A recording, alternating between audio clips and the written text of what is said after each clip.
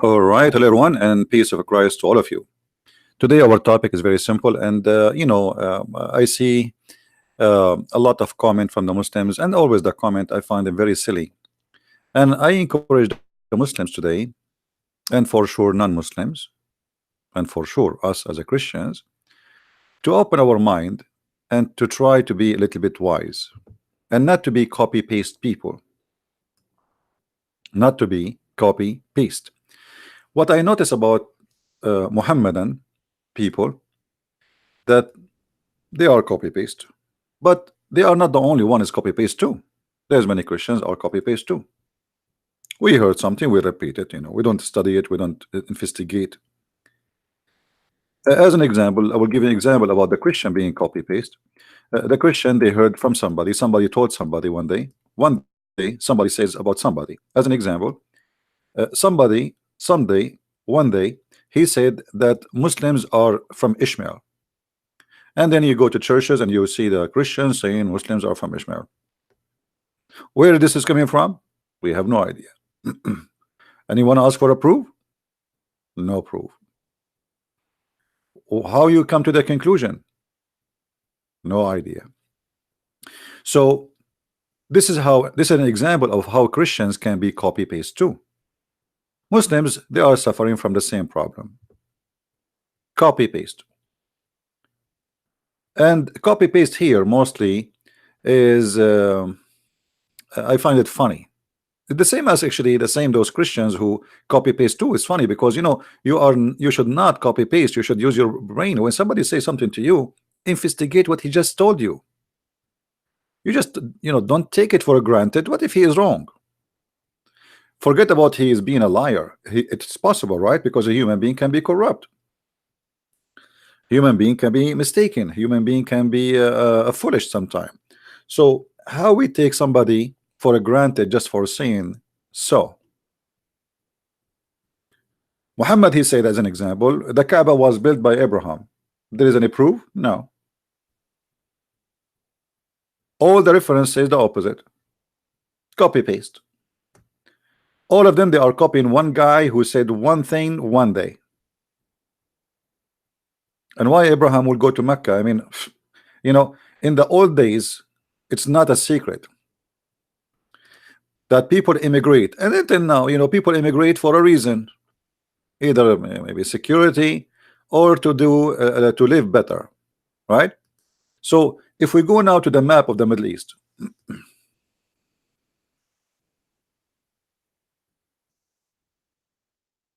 I will open it a second. So if we go to this map,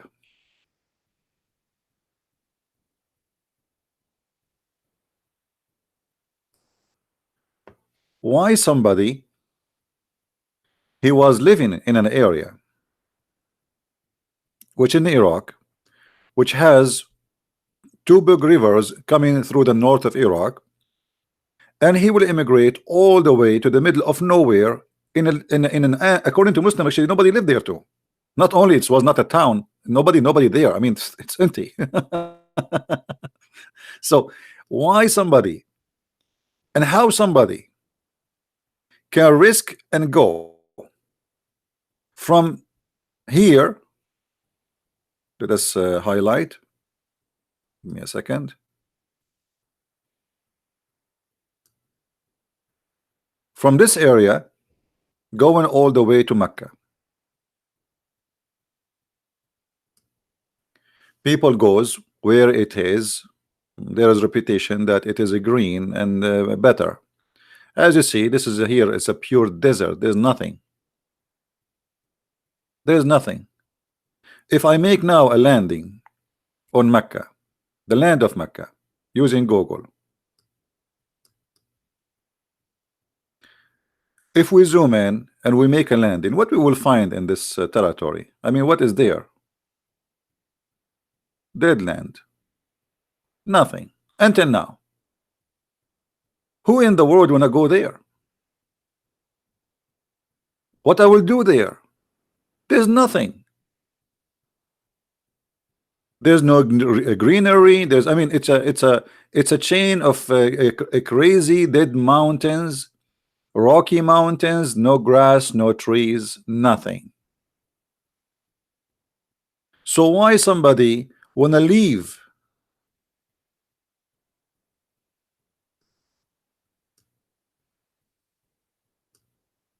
from here, a green territory, whereas there is rivers, and move to the middle of nowhere where is nothing except death? And how he even can survive it? I mean, a guy and his child, or his children and his wife, walking all the way in the desert, crossing those mountains, going all the way to what? To Mecca. I mean, what is that? And even the Muslim, they say that the one who came first, it was Hajar and her child. Imagine a woman, not even Abraham, a woman alone. That is copy paste. That is copy paste. People at that time, they live by what? They grow their animals. They don't have companies they work in, and they don't have a supermarket to go and grab the food and come back. You have to have a greenery to live. Otherwise, you are dead. You have to have water, a spring of water to live. According to Muslim, the first time Mecca have a spring of water, it's because of Hajar, and it was a miracle. So why she will go there? So copy and paste. If we go to Jerusalem, you will see that this land is not really a desert. Actually, it's a beautiful land. I don't know any of you. I never been in Jerusalem, by the way, but I saw a lot of pictures. But you will see there is a civilization growing for very simple reason. They have trees, they have a fruit, they have a greenery, they have vegetables, they have rain, and even they have a snow.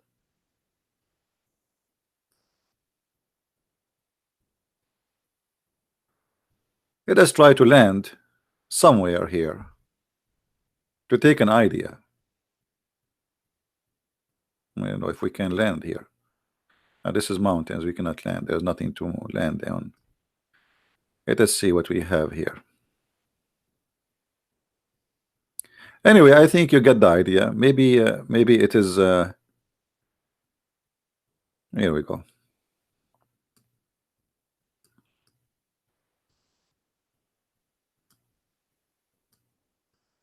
See, this is not a desert. This is not a desert. It's a beautiful place. So why in the world somebody wanna go immigrate to Mecca to do what exactly? What is the logic? Same time, if we ask the Muslims, why Muhammad was praying all the time to Jerusalem?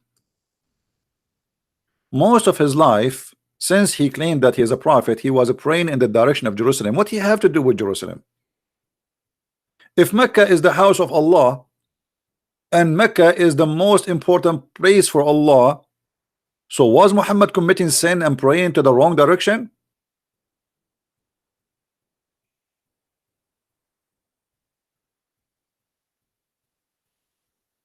The answer is very simple.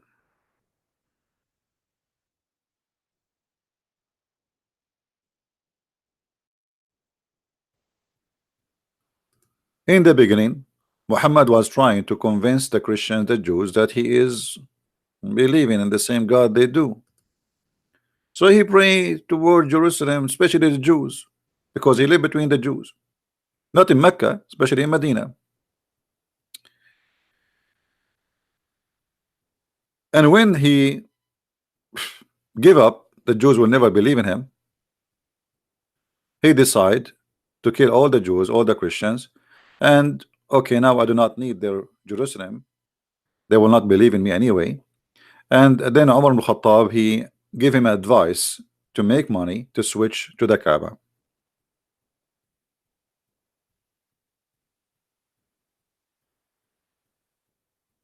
Uh,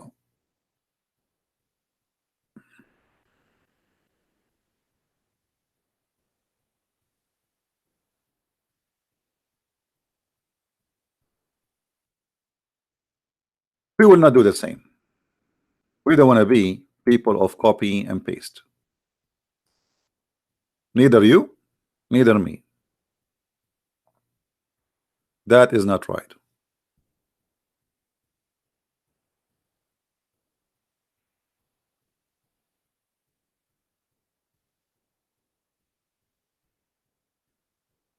always, you know, when we speak about a religion and you are from different religion, you come to me with your own idea and you try to refute me that your religion is better, and I understand that. But always I find the Muslims answers are very funny and very silly and far away from any connection with the topic. If we go and ask the Muslims, you Muslims believe in something called Tawheed. What is Tawheed? Tawheed. I mean, even the name is stupid because Tawheed means unification. Tawheed mean unification. How your God is one and you believe in Tawheed? If he is one, because the second you use the word Tawheed, that's mean you are believing in a unification of something, unifying something. Simply, the word Tawheed is supposedly the God of Islam unifying all the gods of Quraysh, the gods of the Arab. They have many gods beside Allah. This is what the Quran is saying. So Allah, he unified all gods together under his name. Now if we say this is Tawheed, that will be nothing but paganism, have nothing to do with worshiping one God. Same time, if God is one, or there's two gods, or there's three gods, or there's five gods, I mean, who care as long it's true or not? So to make it simple, the Muslim, they say to us we have one God. The Christian, they say we have one God. The Jews, they say we have one God. But obviously my God is not the same as yours. And we need to examine your God and see if he can fit to be a God or to be God. God, but he is a foolish God, that's cannot be God. Have you ever heard of a God? He's a fool. Allah is a fool. Allah says that the woman, she have a sperm coming from her ribs. Allah, he said the man have a sperm coming from his backbone. Allah, he claimed that the sperm transformed into a congealed blood. Allah, he claimed that the sun set in murky water. Allah, he don't even remember which one he created first, the trees or the stars. I mean, have you ever heard, okay, you have one God, but you have a foolish God. So I am really happy that you are saying to me I have one God who is a fool. So if I met with somebody and he says to me I believe in 1,000 God, and then he present to me books, and those books are really not, they are not stupid, how I can say, how I can answer him? The 1,000 gods he have, they are smart, wise. The one God you have is a fool. So having one God, having 10 gods, having 330 God, having 40 God is a silly thing, because simply it's about is true or not. It's not about how many they are. So the Muslim, he think he is proud. I believe in one God. I believe in one God. But you believe in one idiot God. Are you following with me, guys? Are we following?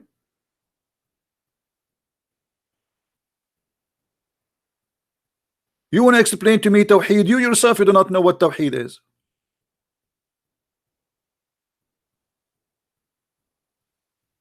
As an example, Allahu Samad. They don't know even what the word Samad mean, because this is an Aramaic word. As-Samad is coming from Masmud, which means the the collection. How he is one, but he is a collection.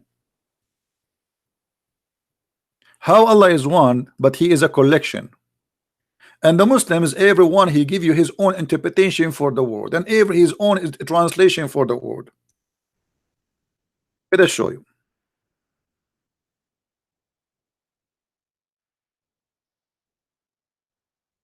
This is a chapter the Muslims always repeat for us. And let me show you how stupid this chapter is. قُلْ هُوَ اللَّهُ أَحَدٌ. Ahad here is not one. That's false. That's a big fat lie. Here we go. I will copy the word ahad in front of you, and I will paste it in the search engine, and I will show you that every translation the Muslims they have for the word ahad is not one. It's one off. One from many. This is what ahad mean. And to prove to you that this is what it's mean, look what it says in the last verse. وَلَمْ يَكُنْ لَهُ كُفْءٌ أَحَدٌ. If ahad mean one, how come in the same chapter it says none?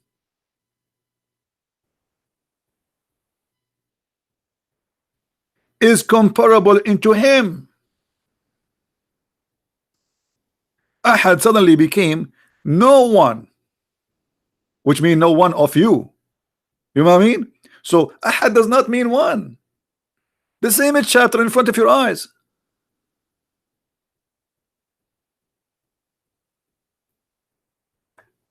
The foolish Muhammad was copying the Bible. Oh, you Israel, your God is Echad.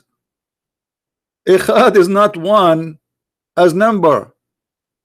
Echad is one as a unity. This is why the Bible says that the man, he leave his family, his parents, and he live with his wife, and they will become one.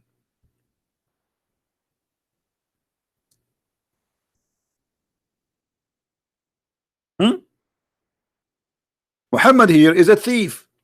He is copying from the Bible what is in the Bible, and he copied the word echad. This is ahad. You see how close even the word Qul huwa Allahu ahad in the Hebrew, echad. It's the same word. Echad is a word to unify, not about numbers.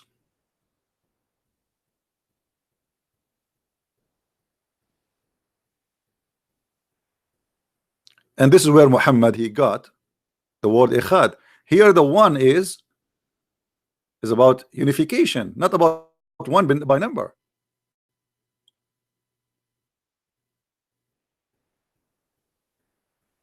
And we have tons of verses in the Bible speak about echad as unification. And I'll give you an example how the man and the wife they get married, and you know they became echad.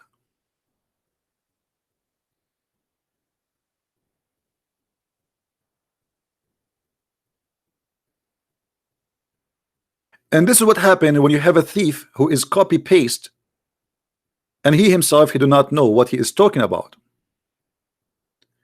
Your God is one, but not one as number, one as unity, because this is the word echad. They became one.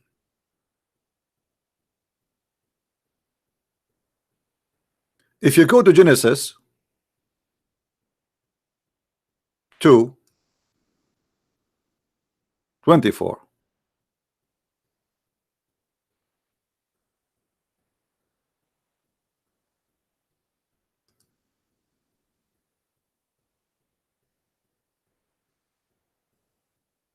do you see it? Do you see the translation? What happened here? We have two human, not two gods. They are even human. Therefore the man shall leave his father and his mother and be joined with his wife, and they shall become one, echad,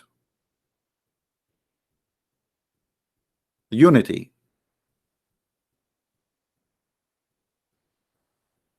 So Muhammad the thief, he stole, but by stealing he got himself busted as usual. If we copy the word ahad, which the Muslim keep reciting for us, and we paste it in the search engine of this funny Quran, right in the front of your eyes, I will paste. Look how many times the word appear. Look how many times. All of them. وَمَا يُعَلِّمَانِ مِنْ أَحَدٍ. You see the word ahad? It's the same exactly the one we posted in the search engine. What ahad mean here? Anyone, which mean any one of many, not one. He's not the only one. There's one of. Translation chapter 2 verse 102.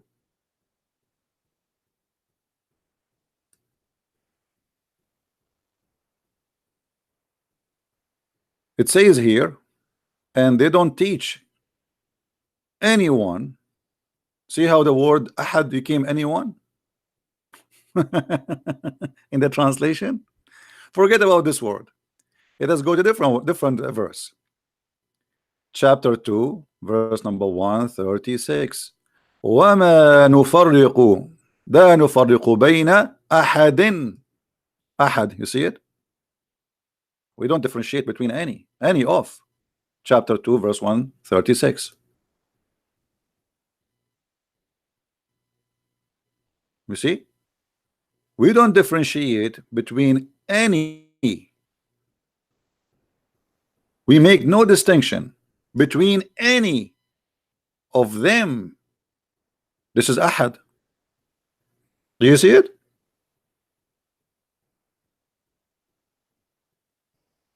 And we can go all over the Quran non-stop, and you will see that the word come always in such a way. Chapter 2, verse number 285. Ahad.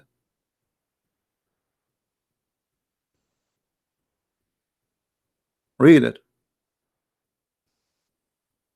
Ahad mean we don't differentiate between any of. Ahad. Any one, which mean one of. To use the word ahad, that means there is more, there's more of you.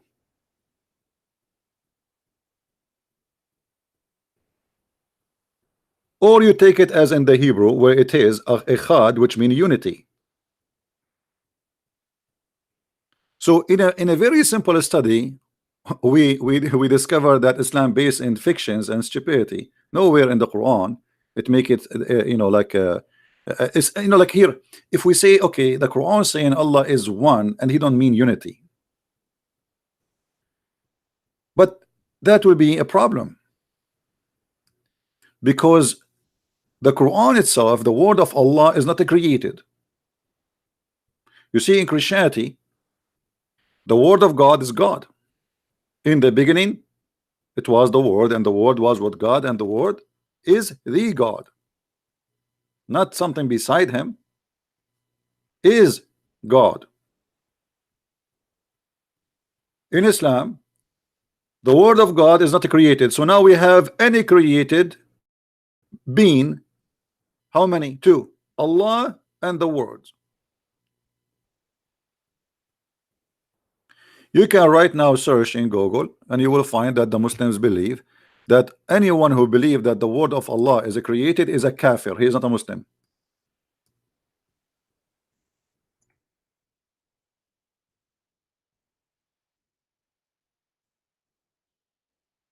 Allah words not created. Do you see it? The Quran is the word of Allah. Maybe may he be exalted, is not created. So now we have none created Allah and none created the word of who? I mean, look how funny this cult is. You say that Quran or the word of God is the word of Allah, but yet is not created by Allah. So it's created by who? You know what I mean?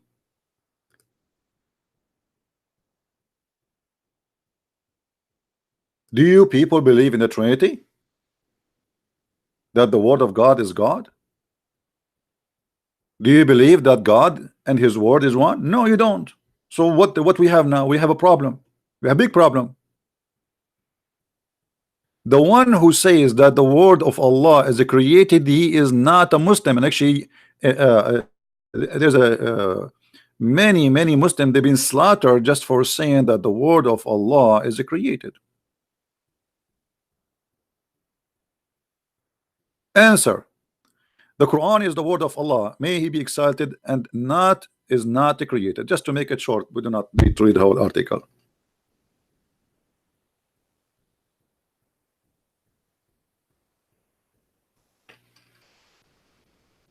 So now we have two divine. Is the word of Allah is holy? They say yes. Is Allah is holy? They say yes. So now we have two holy which are any created. Foolishness. Either you believe in one God and in the way you reject the unification, or let us say you reject any idea of, okay, yes, God is he is a physical being, because remember, in Islam God is not spirit. God in Islam is not a spirit, remember that. While in the Bible it says clearly that God in the Bible is a spirit. In the Old Testament and the New Testament there's no different. God is a spirit.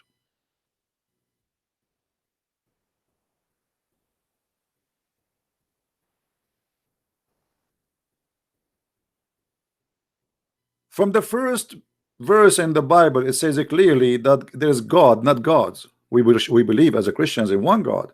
It's a lie to say we worship three gods. That's a big fat lie. Even the silly Quran confirmed that the Christians believe in one God. But Muhammad, because he is confused, he do not even know what Christianity is about.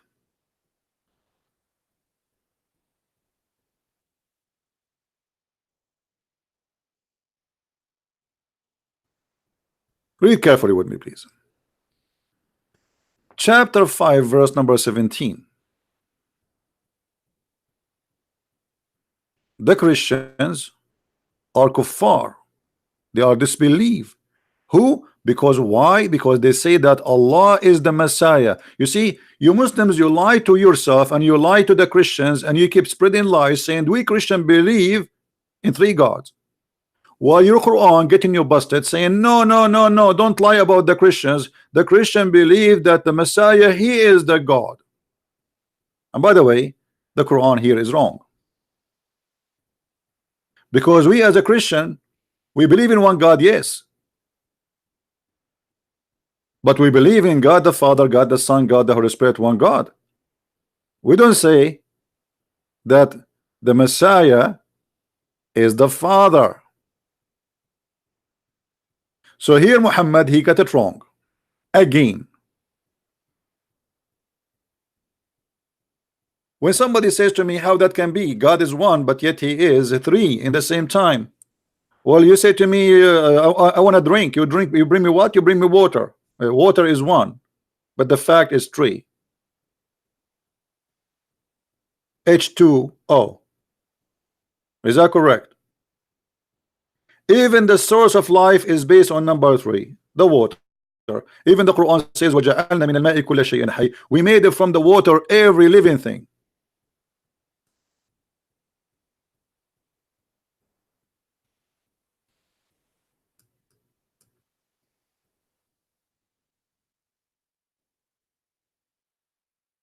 Hmm? We made it from the water every living thing.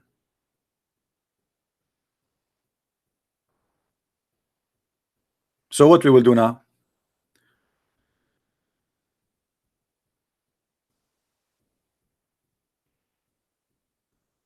And if you look at the logic of the Quran, how to refute the Christians about how and why Jesus is not God, it says if Allah want to destroy Jesus, he can.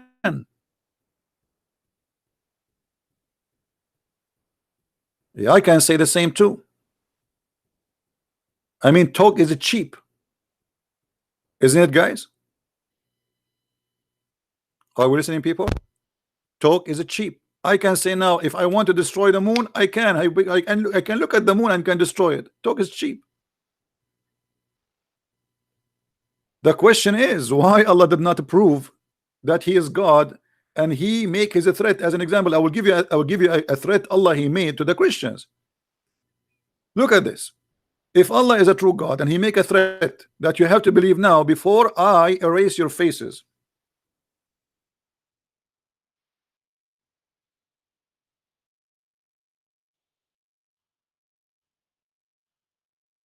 Thank you for those who are supporting us, and I know you do not need our thanks. يا أيها الذين أوتوا الكتاب آمنوا بما نزلنا إلى مصدقا لما معكم. Chapter 4 verse number 47. What this verse is about? It is one of the most funny stupid verses in the Quran proving Islam to be false. Why? Because Allah he threat the Christians to believe in Muhammad, otherwise he will erase the details of our faces. And trust me, I have all the details there. and not a single Christian he lost his details.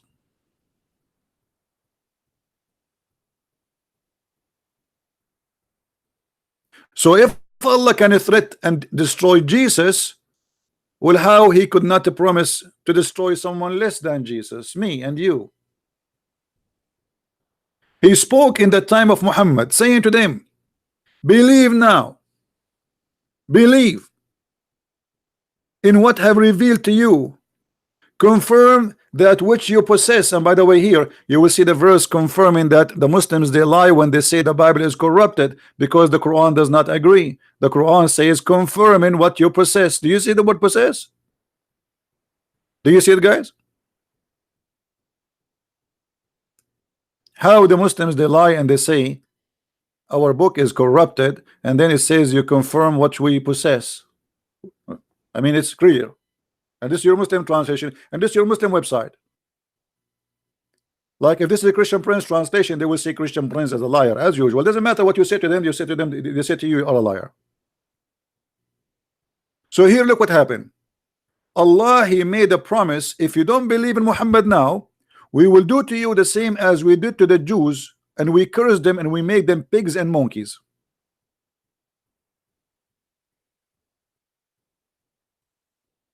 That's mean that this is not about judgment day, because the pigs and monkeys transformation supposedly happened a long time ago, before even Jesus, before Muhammad. So here's a threat, nothing to do with the judgment day, because the Muslim, they might try to say to you, oh, this is the judgment day. That's a lie. It's about, I will do to you the same as I did to who? To people who did that to them in the past.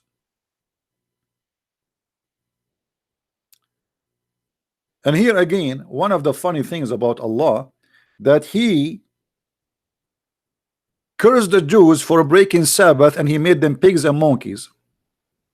And I find this is hilarious, and I will tell you why.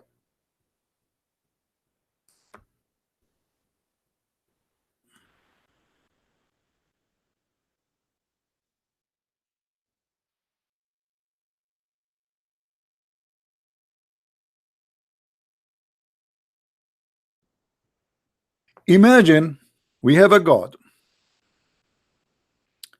and this God, he will transform you into a pig and monkey for breaking the Sabbath, but he will not transform you into a pig and monkey for raping a child, as an example.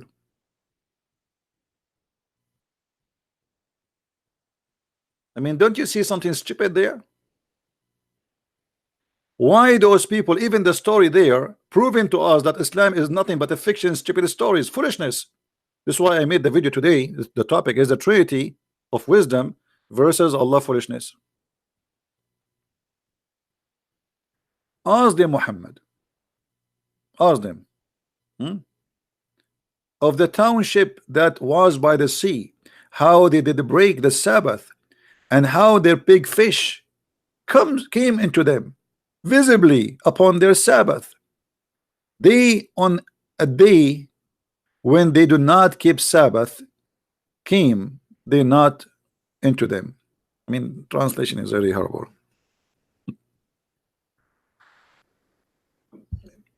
I will translate it to you. Actually, you know what? I'm not going to translate it. Hold on. I will open the interpretation of the Abdul, so they will not say he's making things up. Fair? Chapter 7, 163. Alhamdulillah. Alhamdulillah, brother. We have, Alhamdulillah, brother, we have a good religion. Brother, our religion, brother, is a very smart religion. Yeah, we will see that in a second.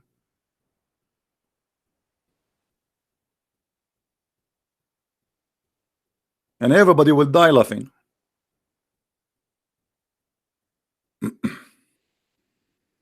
Please don't die on me.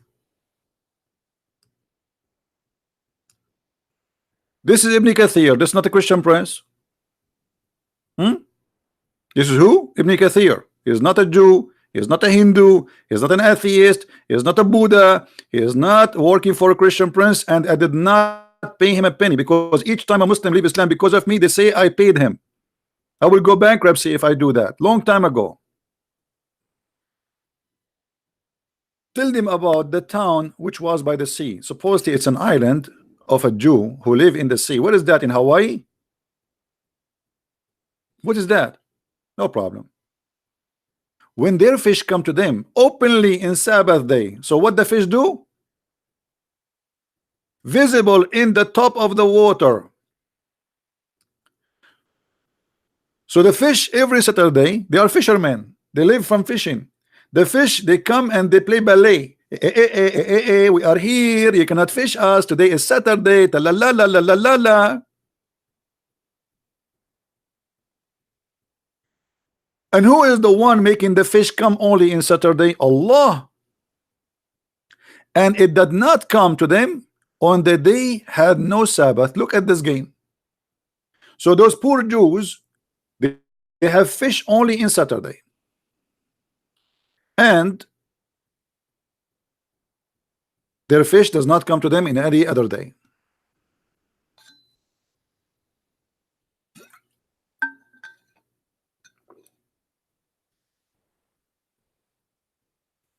So how we can accept this to be from God? Allah, he says we made this as a trial. So now those people are hungry, and because they cannot eat, they have to fish in Saturday. And because they did fish in Saturday, we made them pigs and monkeys.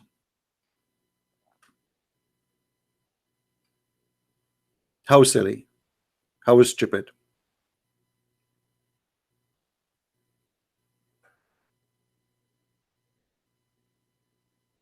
So Allah here, he claimed that he will do the same to us. In chapter 4 verse number 47.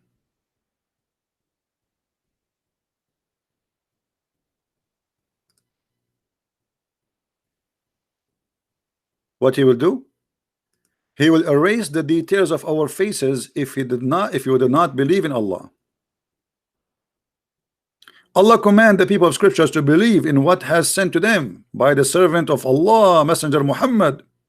Okay, and he warned them, before we efface faces and turn them backwards. My face is backward already. And turn them backward, meaning we put their faces on their necks, on their backs. Oops. And we make them walk backward. Actually, right now, my brother, I am turning my back to the computer, and I am not really facing the computer because my face in my back.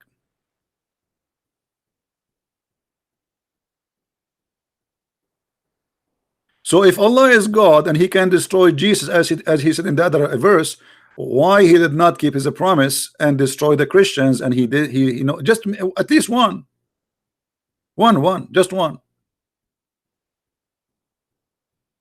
This is why I said talk is it cheap. Anyone can make a threat, says my God will make the okay. This is Allah himself talking, saying I will going to erase your faces.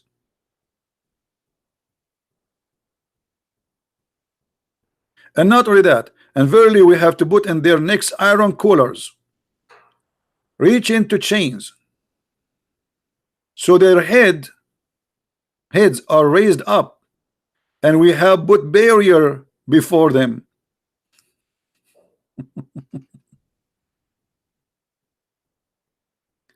If you go to different interpretation, you will see even things getting more funny.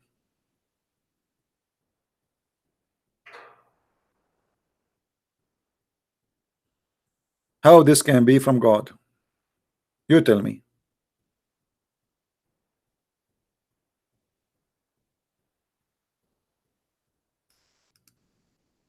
So, speaking about God, you can speak about any God you want. I mean, you can claim whatever you want. But how to prove your God is different story. Your God is 1, your God is 2, your God is 4. This is not my business. Your God is true or not. This is my business. When your God, as an example, and this is, here we go, this is your Islamic interpretation, not mine. Chapter 86 verse number 6 and 7. When Allah, he says that the women have a sperm and it is coming from the ribs of the women, the location of the necklace specifically. How that can be God? Here we go. You have one God. Okay, I'm happy for you. I'm really, really happy for you, brother. You have one God who is an idiot.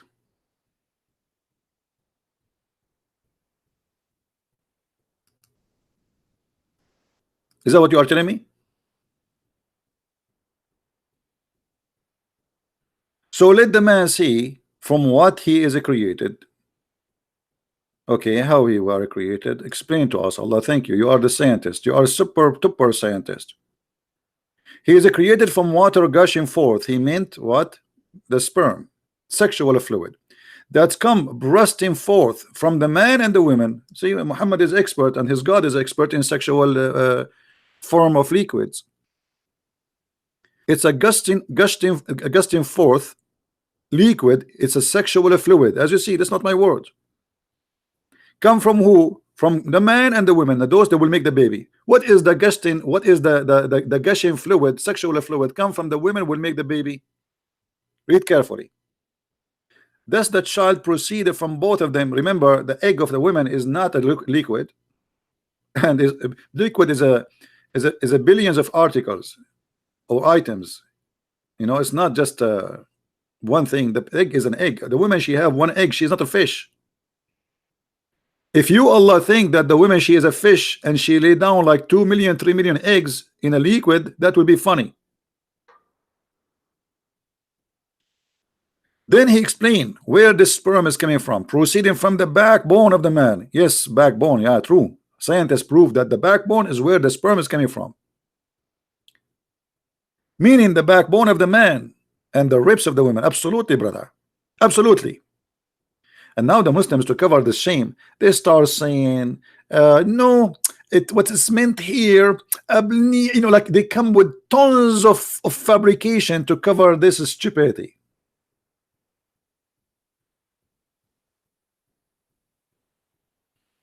And by the way, if you don't have insurance yet on your backbone, I advise you to get one. Because what if your backbone is broken? Once I was in the beach and I saw something in the chest of a woman. I thought it's a lotion. I was naive at that time. I was not too much knowledgeable in the Quran. But after I learned the Quran, brother, I noticed that this woman, she was a filthy woman. She was having sex in the beach, and she have her sperm, her cum in her chest because she have testicles there.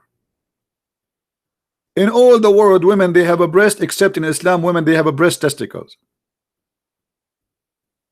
So your God is one, but your God is dummy and he's foolish.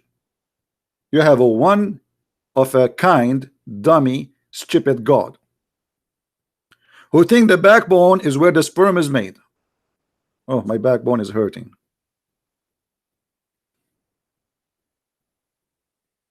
So you give me a headache 24 hours, 7 days a week about my God is one. I worship one God only, brother. But your God is crazy God.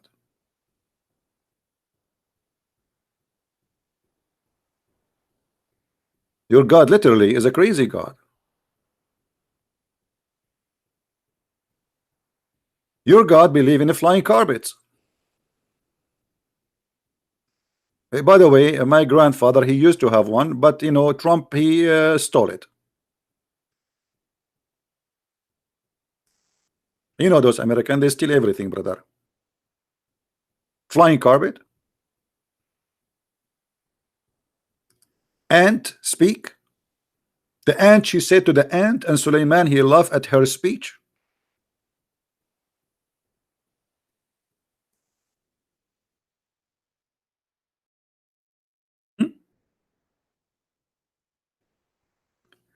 As I know, ants are deaf and mute. The only way for them to communicate is vibration or chemical. They don't talk. And vibration here, they don't vibrate in the ground. They vibrate on the body of each other. And they don't understand each other because they hear the vibration or the sound of vibration. No, they are deaf. They are, you know, they don't hear anything. But the vibration itself is the message, or by chemical. So Allah, the wise, the one God, he said, till when they reach the value of the ants, one of the ants, she said to her friends, she is a warning. And by the way, here the Muslims, they make a big article about, according to science, brother, it's discovered, brother, that the one who warned the ants is a female ant. And brother, in Arabic, in the Quran, it says namla, and namla is a female ant. You idiot. In Arabic, any singular ant, we call it namla. This is the only word we have. We don't have namla, male and female. But because you do not know, they fool you. You do not know Arabic. Any bee, the bees, we call them nahla. Nahla, it's a female, but doesn't mean it's a male. Or any bee is a single bees, we call it nahla. Namla. Any fly, we call it dubaba. Female. This is the nature of the language. This is not about gender.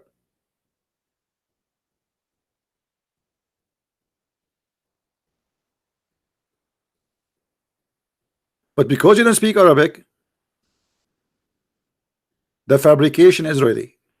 They say, how the Quran knows that this is a female ant, brother? Brother, we told you why. Because in Arabic, the namla is always a female word for all kind of ants. Any singular ant, we call it namla. Any singular bees, we call it nahla. Any singular fly, we call it dhubaba. The T at the end is added as a female for all those insects. But I have a question for you in the same time. How this ant, she knew the name of Suleiman?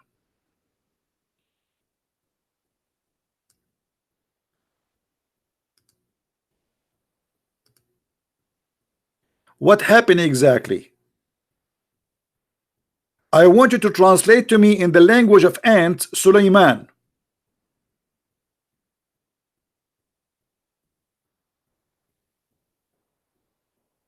As long ants are mute and deaf, how she said to them the word Suleiman? How she said that to them?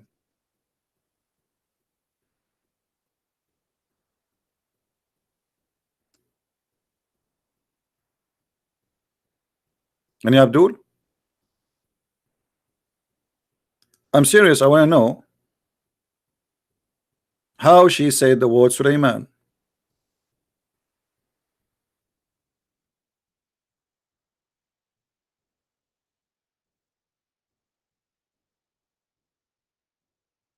That's amazing. I mean, that's alone is a discovery.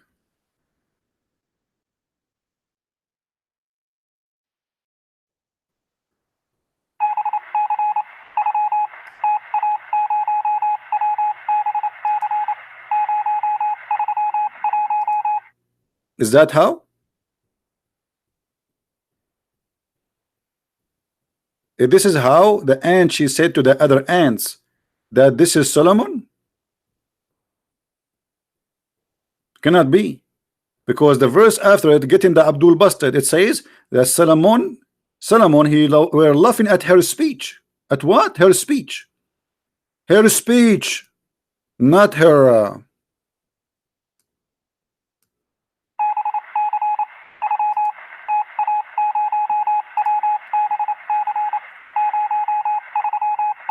Brother,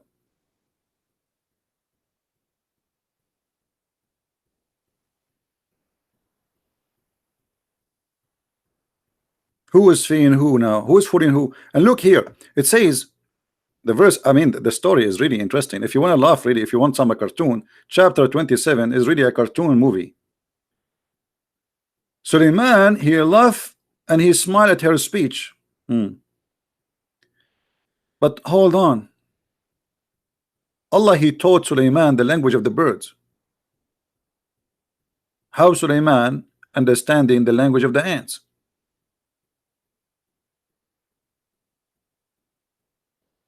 Just a verse before it, it says that Allah, he taught us the language of the birds.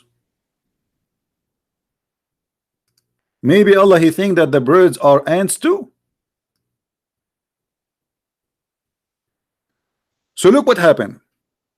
Allah, he taught Sulaiman the language of the birds. He sent him to school to study birds.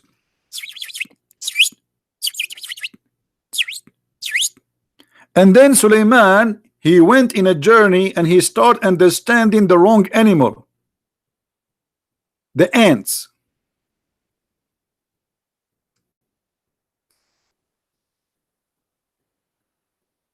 What's happening here? I teach you the language of the ducks, you understand the language of the elephant?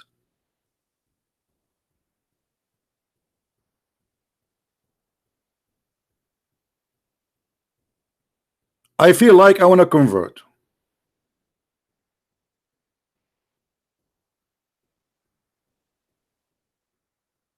Look like Allah by mistake, he sent Suleiman to learn supposedly the language of the birds, but he ended in the anti-classroom language.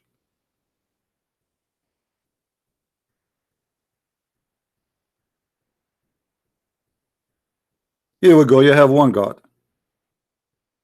but he is a silly stupid God. Are you happy?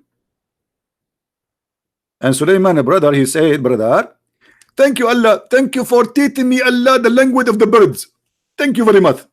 But you did not understand the language of the birds. You're, hold on, later he will speak to the bird. Hold on, a verse after it. Chapter 20, Suleiman is a king, by the way, who have an army. Anyone remember his army contain what? You have one God, right? Look at this God. Anyone remember the army of Suleiman contain what? How many brigades? 3 brigades. Who remember?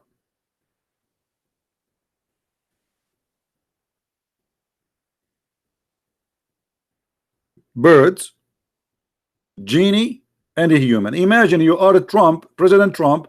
Now he is going to send 1 million birds to attack Venezuela government. A king, his name is Solomon. He have a brigade of chickens.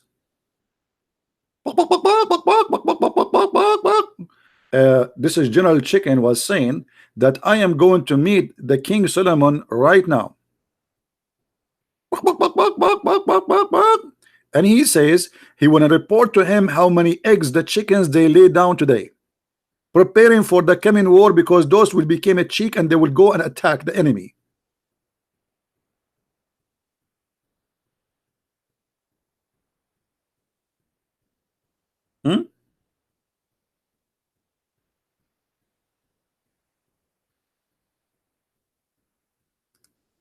Somebody's asking where we can find that he have an army of jinn and chickens.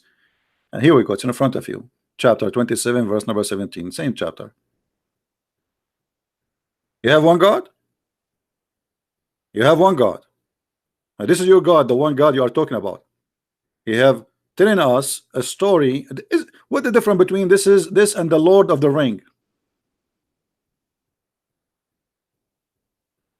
An army of a genie. What is that?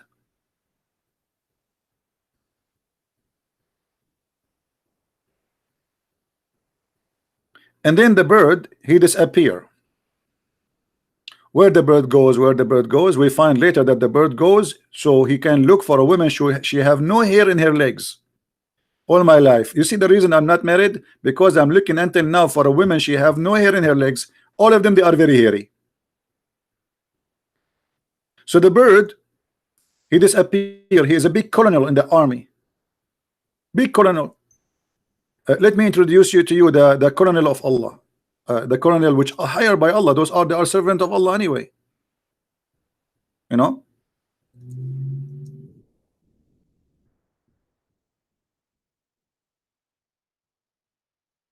This is Colonel Al-Hubhub. Obviously, he looked like a colonel. We have to be honest. He looked like a Roman colonel. So the one who come with this story, he chose the perfect bird. He is not even in the size of your hand. And this is the guy who is a minister. He's not only a bird, he is a minister of irrigation. And he is in charge of finding places to attack. And he is in charge of finding women who have no hair in their legs for a Prophet Solomon. Should I salute him? You have one God. But your God is a silly, stupid God. So you give us headache about one God, one God, one God, and then you come with this. This is your God.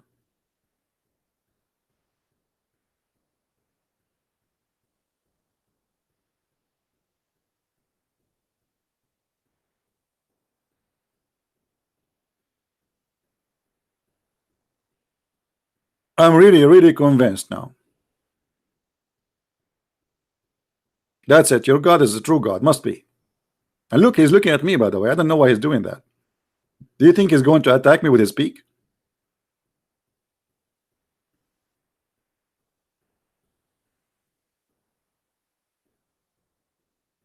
So you give us headache about one God, you have one God. I mean, you have the most cartonic God ever we can find.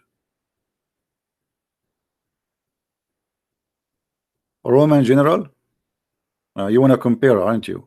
This guy is a thinker. You want to see, you want to compare between a Roman general. Yeah, okay, I will show you a Roman general. Hold on.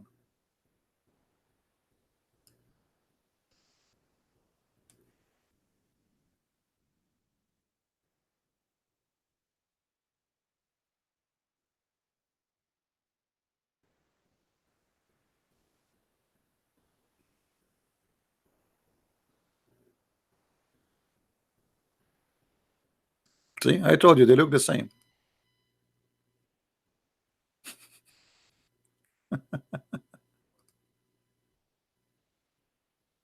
Makes sense. I mean, just compare between them. They choose this bird and make a fiction story about it because look like he have a rank. I mean, look at his head. Obviously, he was from the Roman. Isn't it clear? What's wrong with you? Why you don't see?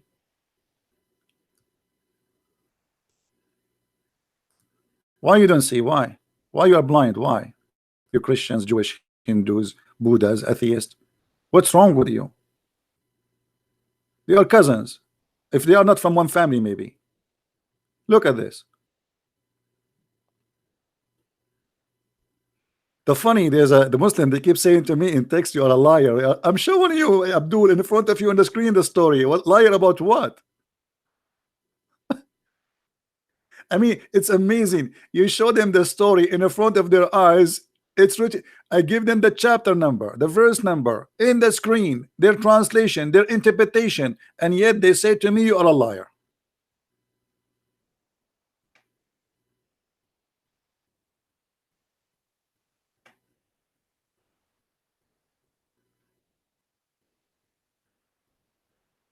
Muslims, do you know how many Muslims leave Islam because of my videos? You yourself, you will leave Islam. I mean, there's no way a person who have little brain, he will stay believing in such a one God who tell us such one story.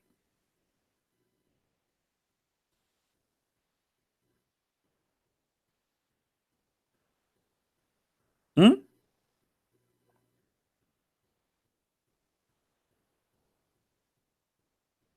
I mean, what a story there.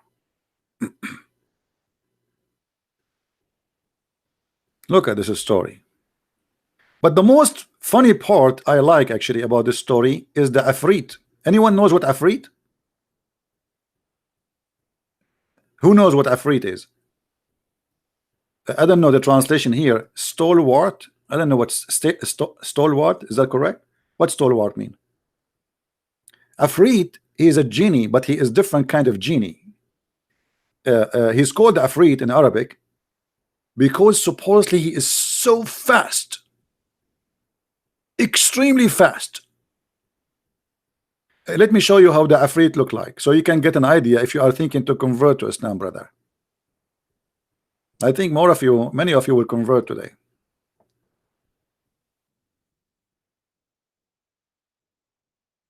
Afrit.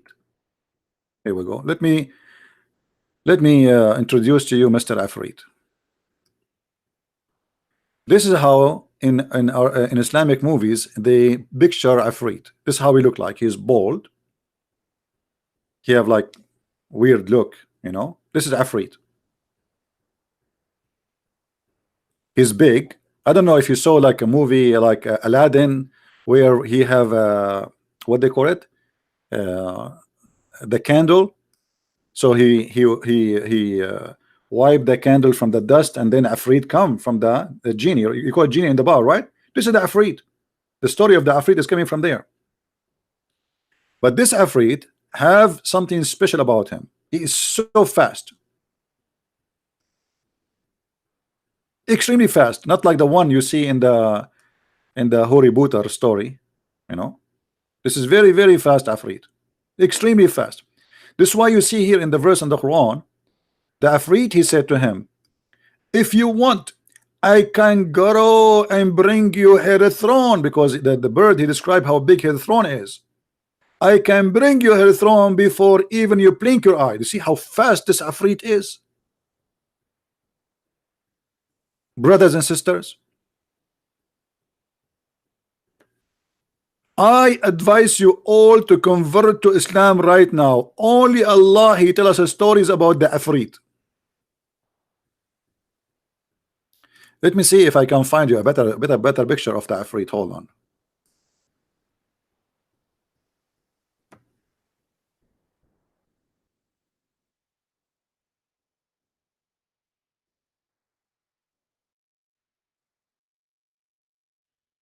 When I was a kid, the TV always have movies about Afrit, but those are old movies. They are not doing them no more. I miss them really.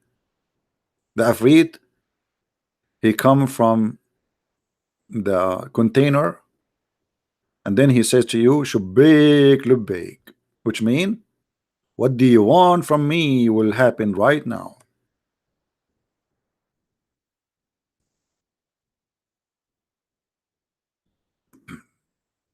Yeah, this is like cartoon about it. Here we go. Like there's many cartoons, but this is exactly what the Afrit he present. Let us show you in the screen. Hold on.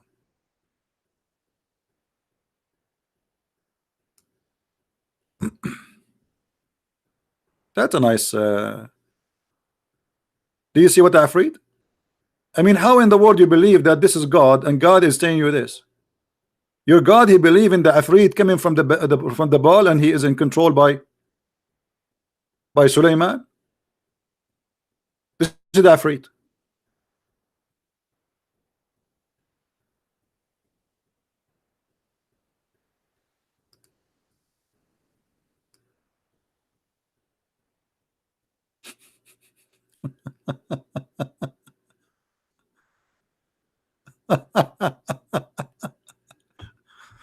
So this is the Afrit who said to Suleiman, do you want me to go and bring her chair for you, her throne? I am truly convinced. I don't know. I think by the end of the day I'm going to convert to Islam. By the way, let me tell you the news the Muslim one day will say, and count my words. One day Christian Prince will die. All of us we will die. Anyway, today, tomorrow, who care? I'm a believer, I am not worried about it. But one day Christian Prince will die, and the Muslim they will say Christian Prince converted to Islam a second before he go to grave, brother. Anyone is famous, anyone, it doesn't matter who you are. They say he converted to Islam before he died. Brother, for sure I will convert to Islam before I die. Are you kidding me? Hello?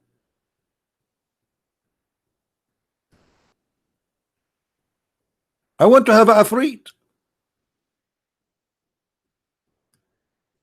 I want to have a Afrit. You know, here I have a complaint to Allah. I mean, why you don't provide every citizen with Afrit? You put him in the ball, you wipe the ball, and then he come out, he says, what do you want? You said, go to him, go and get me a grocery for free. I mean, why you go to work, and why people, they just, you know, build for me a house? Who is the one who built for Suleiman his palaces? Anyone remember? Who knows? Who is the one who built to Suleiman his palaces? Builders, normal builders? No, Afarit, genies.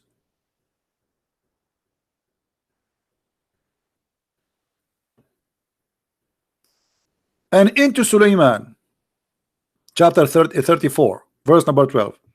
And into Suleiman we gave the wind, therefore morning course. Here we go. This is the flying carpet, by the way. By the way, flying carpet is true. Me myself, I used to ride it, but I told you Trump, he took it. All of us, we are Middle Eastern, we have a flying carpet.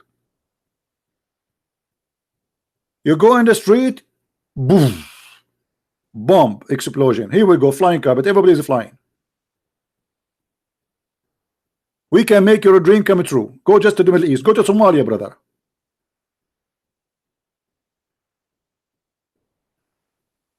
So we give Suleiman the control of the wind. What does that mean? You go to the interpretation, it says that he have a flying carpet. We can show it if the Muslim want me to show. Wherefore the morning course was a month journey. By the morning, look how fast the carpet is.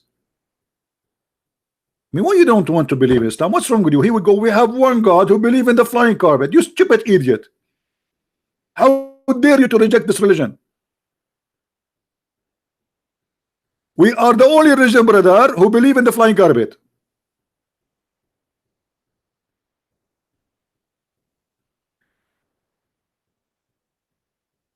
Okay, a Muslim saying to me, you're a liar. Okay, hold on, I'm a liar. Okay, as usual. Here we go. Chapter 34, verse 12. 34, 12. Okay, this is Ibn Kathir. This is who? Ibn Kathir. Is that Christian Prince? No, this is Ibn Kathir.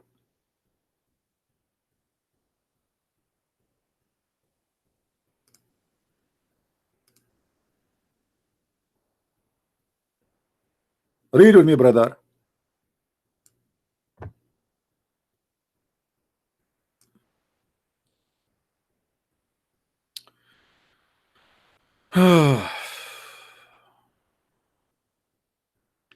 He subjugated the wind to him, so it would carry him, carry his carpet. Guys, does it say carpet or I'm making things up? Is the text clear or it's small? Let me zoom in. Let me zoom in. Does it say carpet? And by the way, the Islamic translation for Ibn Kathir in English is big fat lie. They try to make it look nicer. If we go in Arabic, it's going to be more hilarious. 600,000 chairs in the top of the carpet.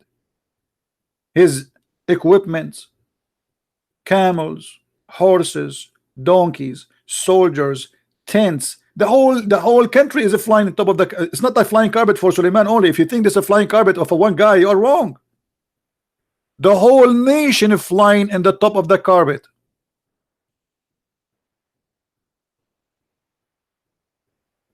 Let me see here if they show some honesty in the translation. Hold on.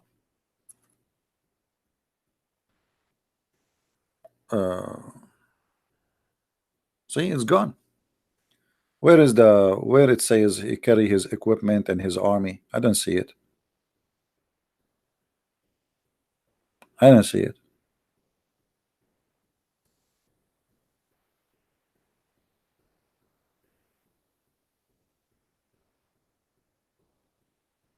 No. It just says here, may peace be upon both. He subjugated the wind to him, so that he carry his carpet, would carry his carpet one way for a month, then back the next month.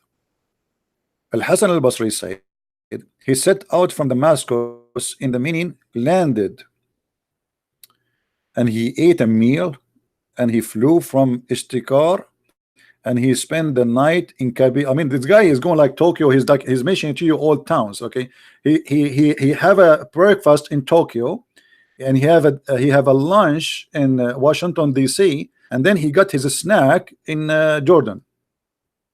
All right. Yeah, but I don't know where it is. It doesn't say anything about where is his equipment and army. It's gone. I don't see it. I know, actually, I saw it in the same website before. I mean, how is it's appear? They do like they changed it. How they took it off? So we will not laugh.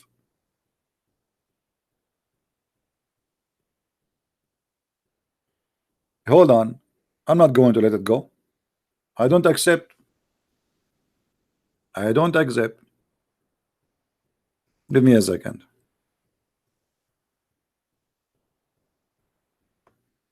We are here to expose deceptions and lies. You cannot fool us, and you hide it, you liar. Same on you. Okay, 34, 12.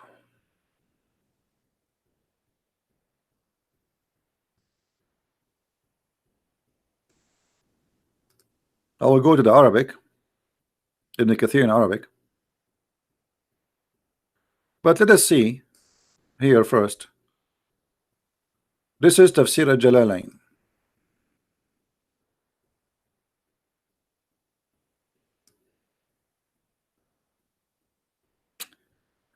And we dispose for Sulaiman the wind. Okay, no one journey, blah blah blah blah. Okay. Mhm. Nothing here. Hold on. See, they lie. No problem. No problem. Ibn Abbas. Okay. Journey. Okay. No, it's still not here. Let us go to the Arabic Ibn Kathir. The same verse, Ibn Kathir in Arabic.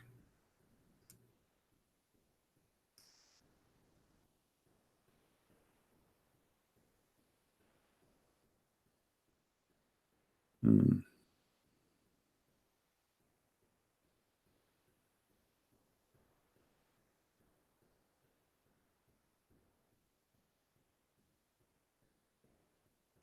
Okay.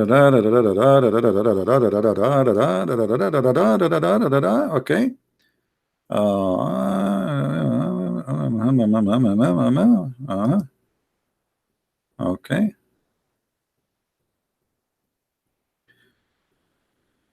Let us see.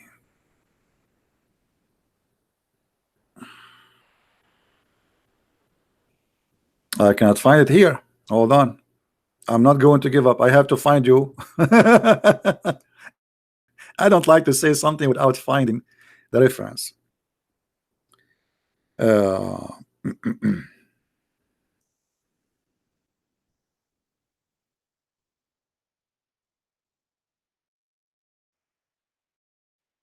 let me see if I can find it in English first. Hold on.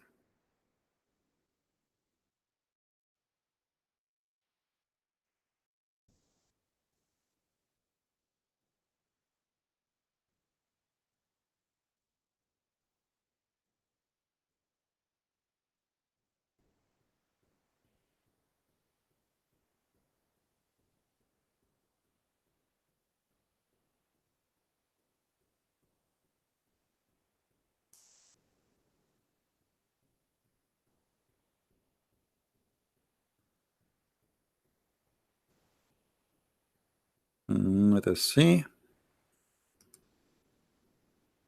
Here we go. Here we go. You see, I don't like to mention something without proof. Ibn Kathir. Ibn Kathir. Do you see it, guys? You see Ibn Kathir? We don't lie. This is Ibn Kathir. Okay. Let us see what it says.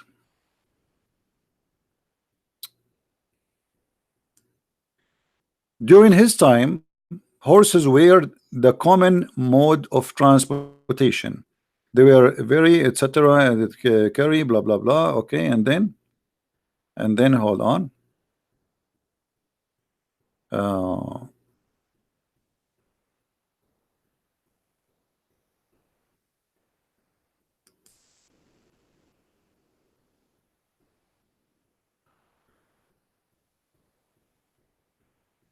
and here the story of the ant.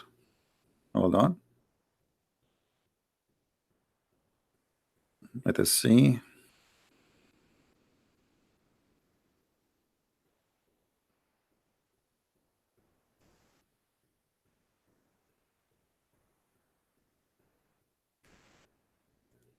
Let us look for the carpet.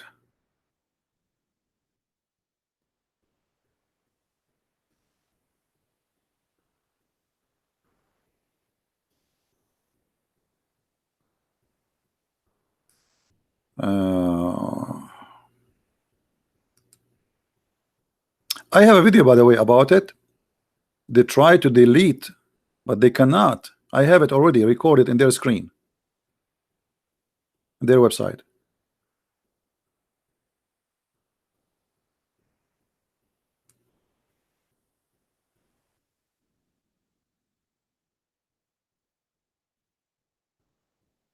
Mm, mm, mm, mm, mm.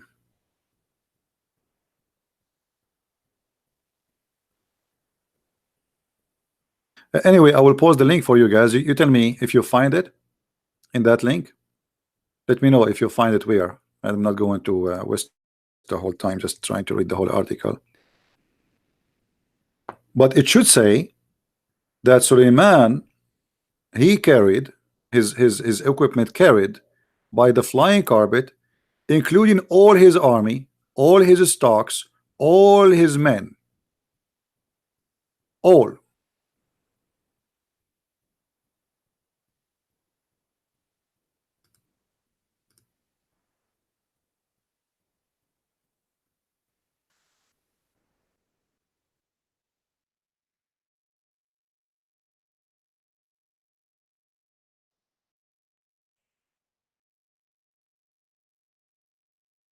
All right, let us see.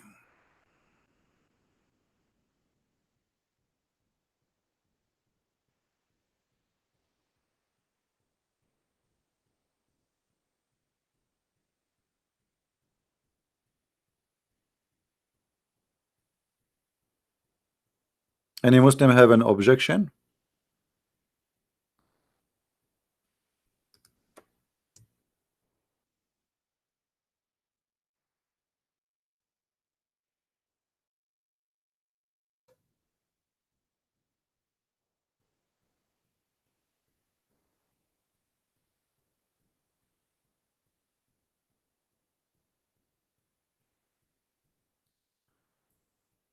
Uh,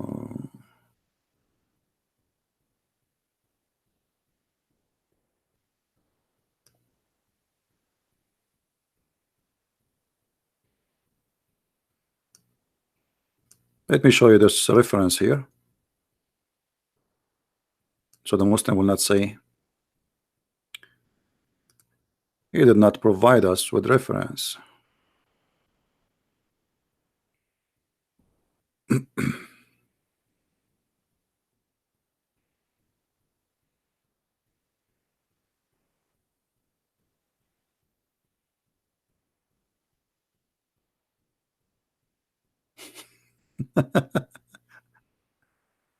You should see what I'm reading. Uh,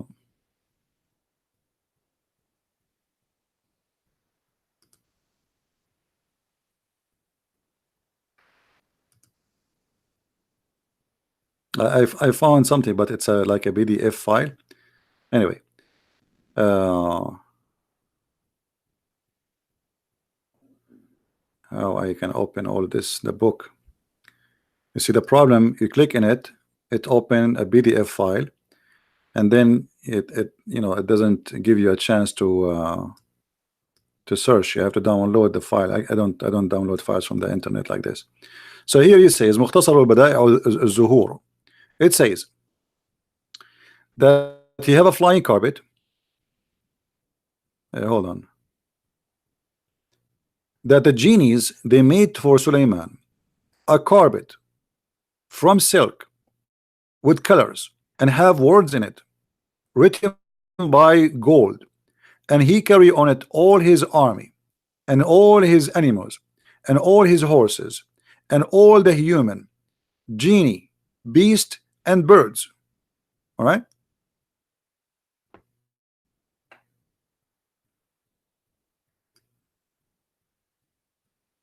So to make it simple, your God is one God. I cannot say anything anymore. But your God is the most silly God ever.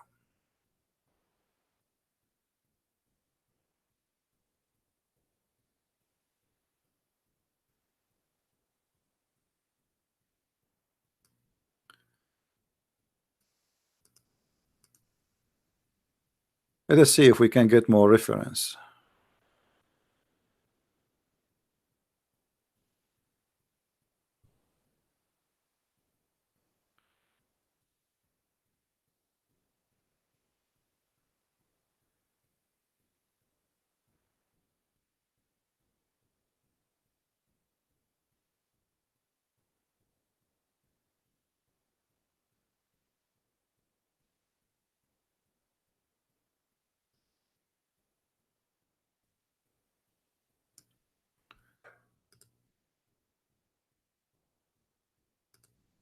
Let us go here.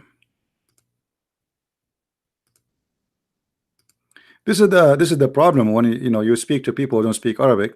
Then you have to prove everything you say in English. You know.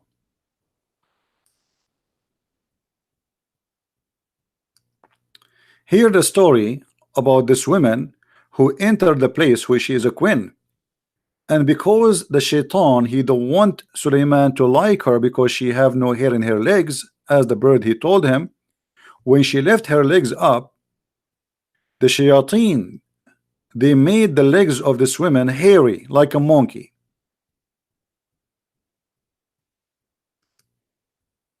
Is that true, Muslims? Chapter 27, verse number 44.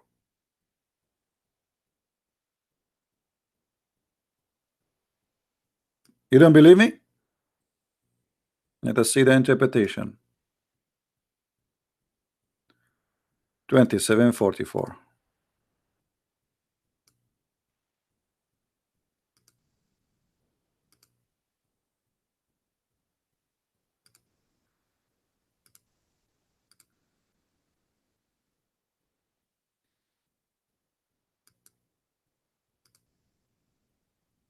We go to English.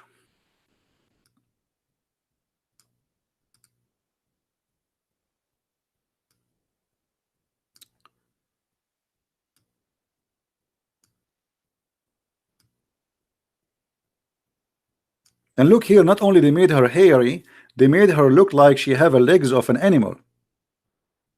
It was also said that he entered the place of the hallway.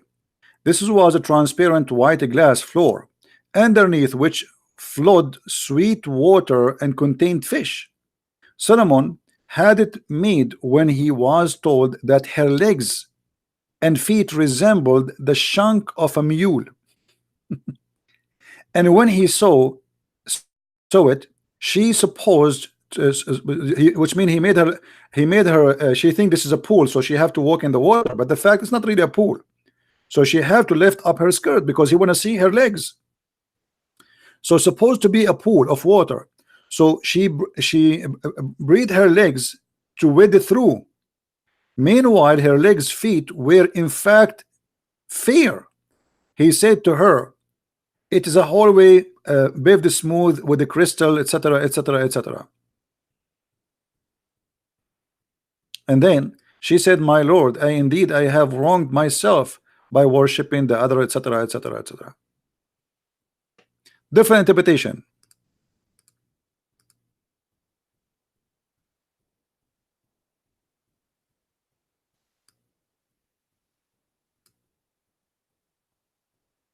See Suleiman, he like to see legs of women. He want to see her legs. Is it really have legs of a camel or a goat? If we go to Ibn Kathir, let's see what Ibn Kathir want to say. 27:44.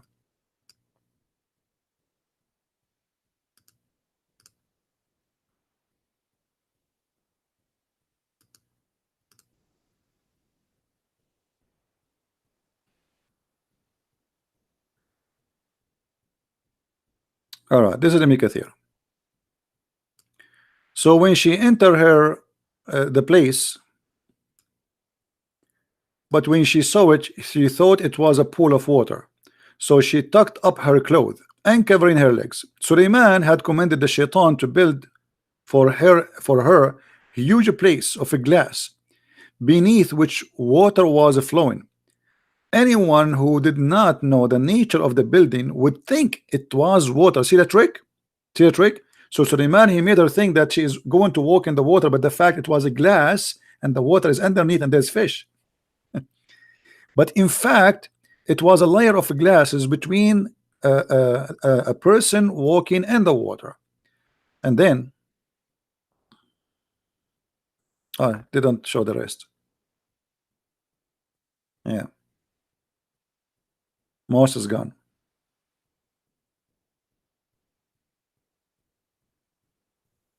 Anyway, I mean, all of this is hilarious. It's madness. It's stupidity. How in the world you come to me with worshiping one God, but your God is nothing but a fairy tale storyteller? Not only that, if you notice with me, The Muslim, they say that having idols are haram, right? Having idols are haram. But look, Sulaiman in the Quran, who is a prophet of Islam, he was ordering his genie to build for him synagogue with statues. Do you see it?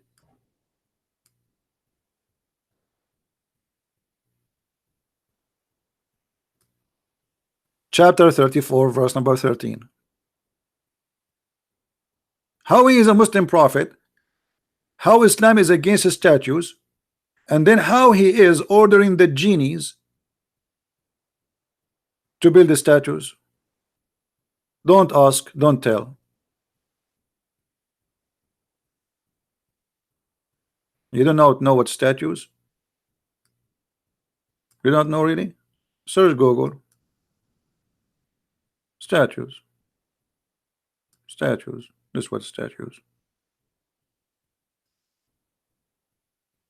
Here we go.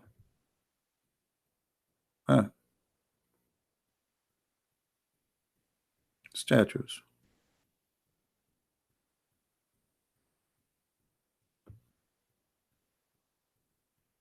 Why statues in the house of Allah? Allah is ordering Sulaiman to build the statues, and the genie, they are building it for him. Don't ask. And then here, actually, the verse after. Anyone remember what this verse is about? How Sulaiman he died? Sorry, David.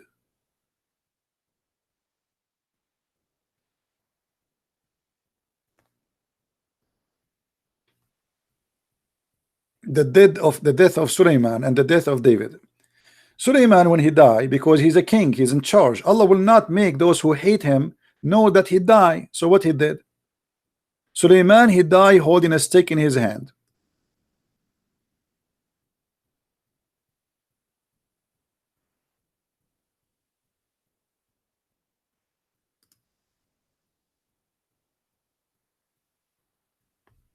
And because he was holding a stick, he died standing, and nobody noticed that he is dead.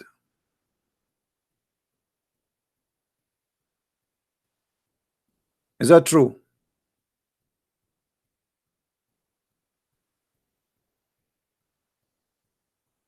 Muslims, is that true? I am going to die standing, and I will open my camera live in YouTube for the coming century, and nobody will notice that I am dead. And how they notice that he is dead? Anyone remember? How they notice that he is dead? Suleiman, he was using the wrong stick. He was using a stick made from wood. Never use wood, especially if there is a termite in the area. I mean, come on, Suleiman, you never heard of termite? The termite, they ate the wood of the stick, and then people did notice because he failed.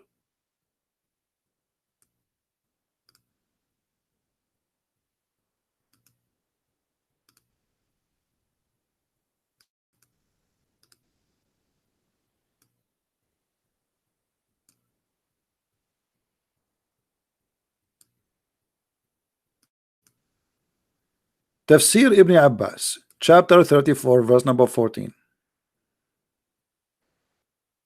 For Solomon died and remained standing. That's normal.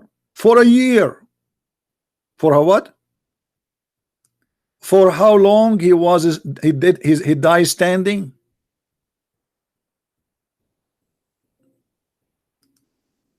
Abdul, are you there? The guy, he died,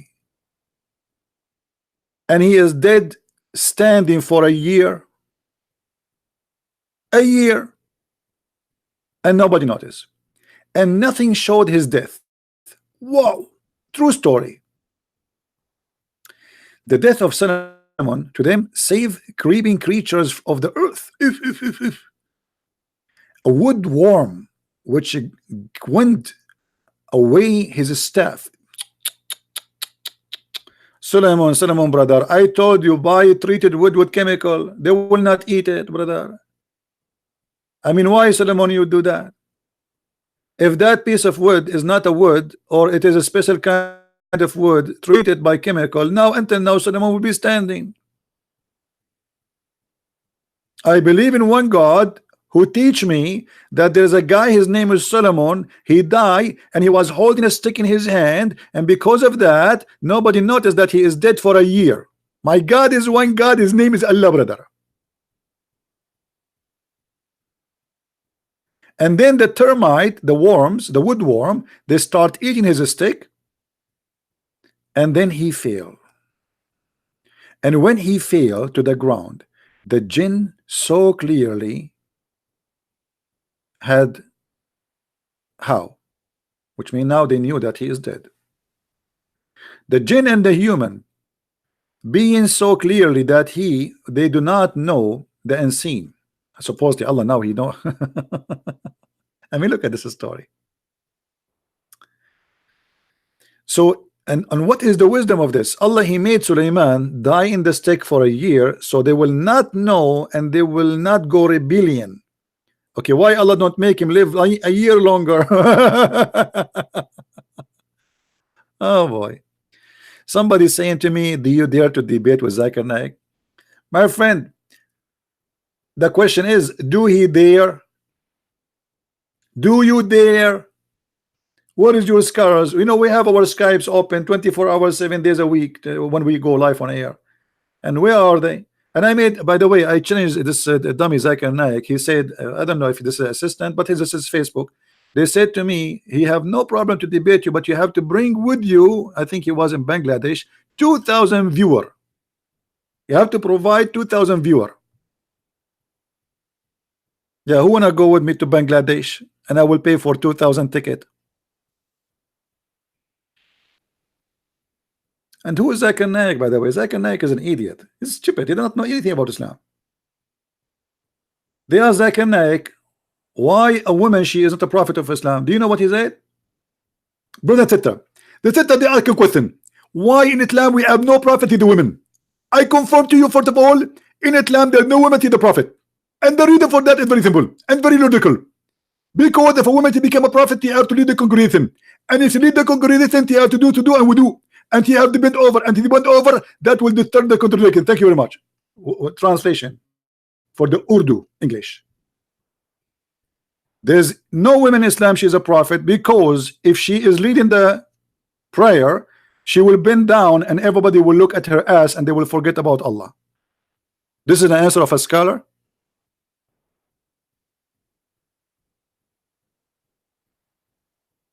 They asked Zakir about the word hur, a woman. She asked him, why in Islam the woman, she will not have 70 virgin as Muhammad promised the men?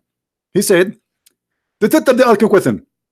Why in Islam the word hur is the promise for the men to have a communion? First of all, the word hur is a plural one. It is not a male or female. What mean it is male or female, it doesn't matter. What means, sister, in the heaven of Allah you will have 70 hur inshallah. What? She will have 70 men who will F her? This is your scholar, the one is asking me to debate him? But the Quran says it clearly, they are females. The point, they will lose their virginity when they have sex. Chapter 55 and verse number 56, chapter 55 verse number 74.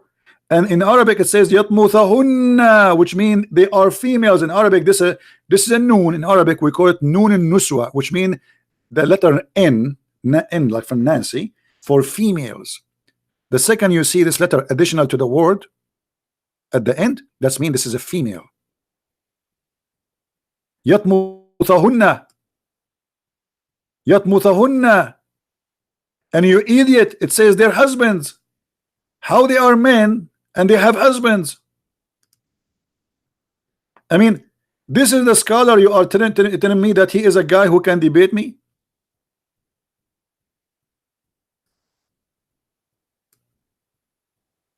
And by the way, here the translation is absolutely false. They say no genie, no man touched them. Doesn't say that. Let me change the translator. Look, a Muslim translation, not my translation, just to get them busted. It says that no man, no genie had F them and made them lose what is inside their vagina, the skin, which will make you lose your virginity if you're a female. Do you see it? Yet the stupid Zakir Naik, he says the word hur is for male and female. Right? What do you think?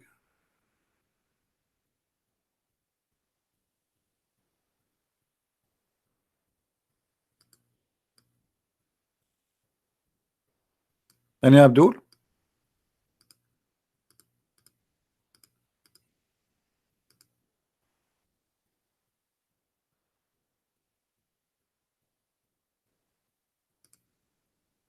You know, always when we ask a Muslim a question and he have no answer it, he says, why you don't debate this guy? Bring him. I mean, why you are asking me to debate him? Bring him. Surprise, surprise. I am open to debate anyone. You know, I was receiving calls even from those who they are, kids. I never say no to anyone. Doesn't matter who you are.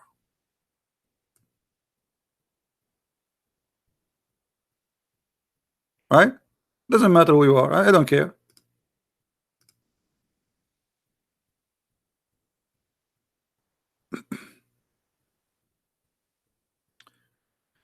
Uh, somebody saying to me that in the Bible, in the book of Judges, uh, uh, Samson, he cut a 300 fox. Is it impossible to capture 300 fox?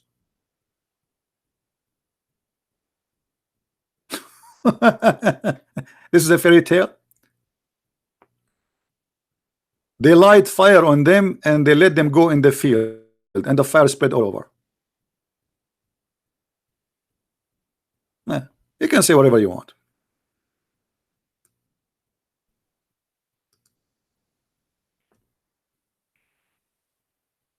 Capturing 300 fox is a fairy tale. Why?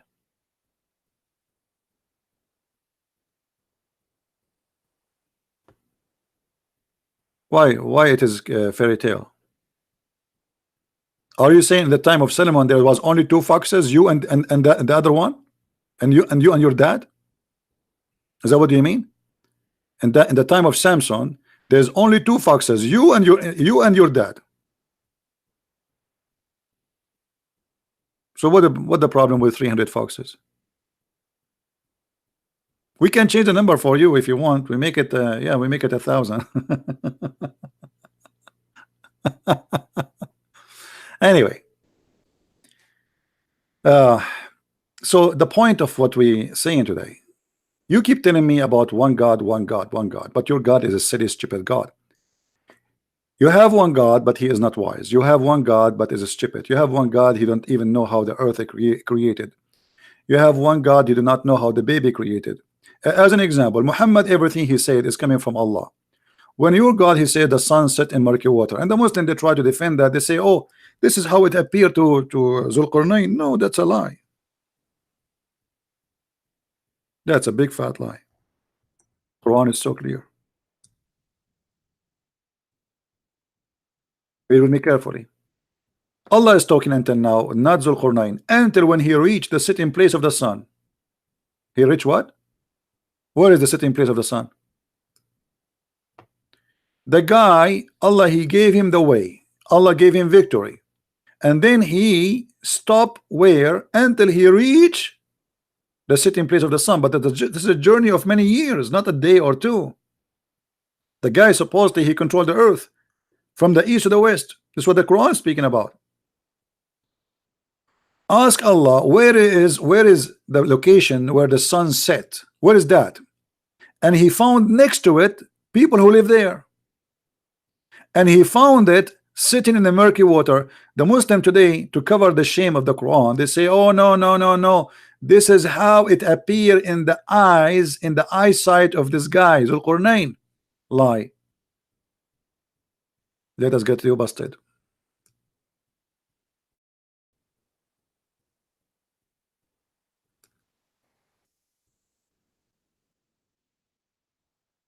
This is your prophet explaining the verse.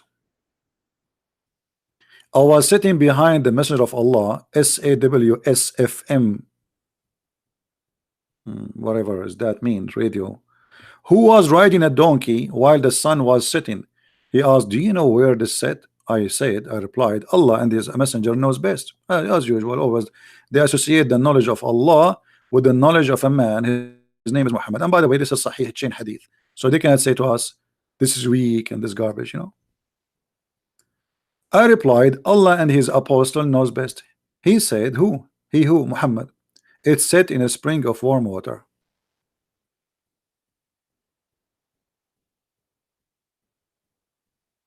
So you have one God who believed that the sun set in a murky water. Nice to meet you.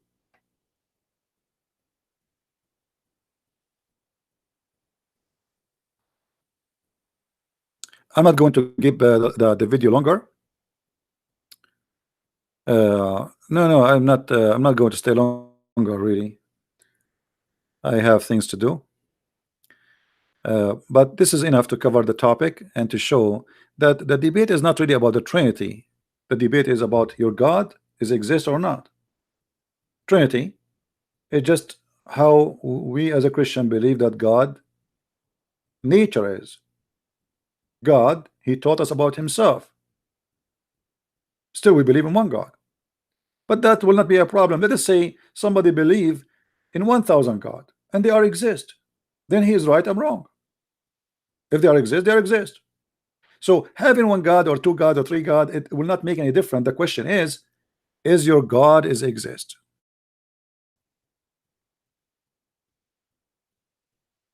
They are saying my Skype is not open. Yes, my Skype is not open for today.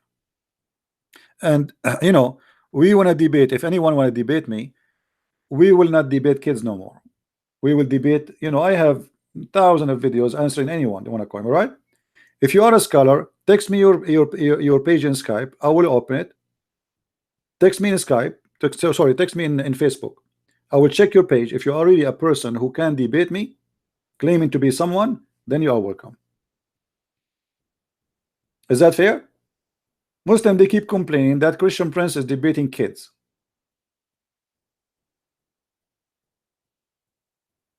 Who of you here is a person, he is a scholar? He have the courage to debate me.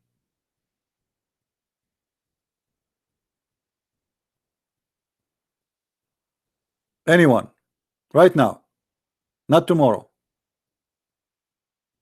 Who of you, he is like a person who have an Islamic center, he have a PhD in Islam, something, you know, so they will not say I did beat an idiot.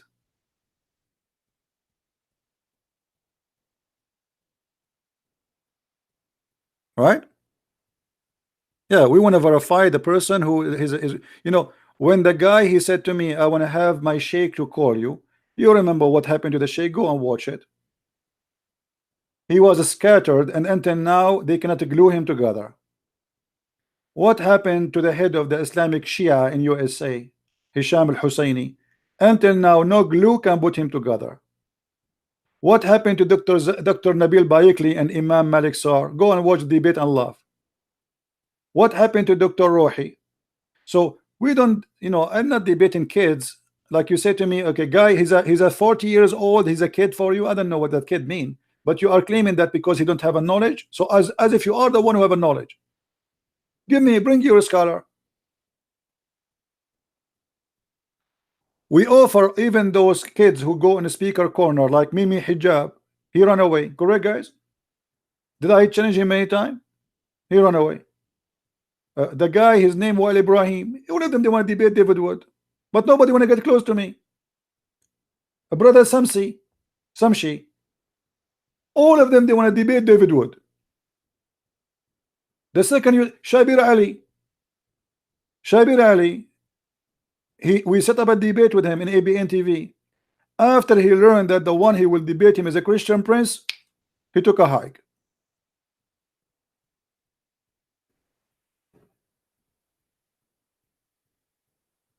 You Muslims are running away. If we go to the comment in this video, you will see how many Muslims saying I am a liar. I'm showing in the screen what I'm saying. You're a liar.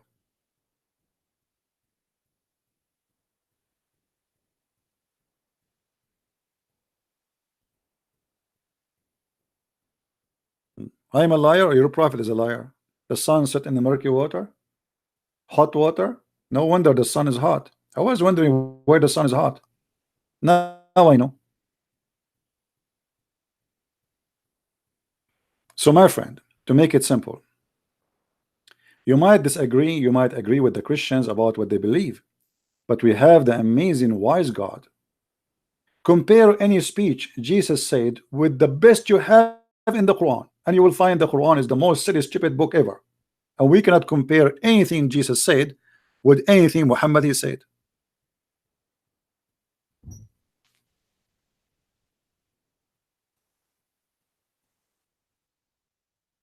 And we compare? We cannot. Choose anything, the best you have.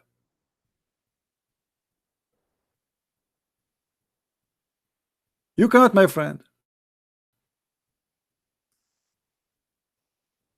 I feel sorry for you. You are believing in a funny, very funny, weird God. It's a joke. It's an insult to mankind to believe in such a God.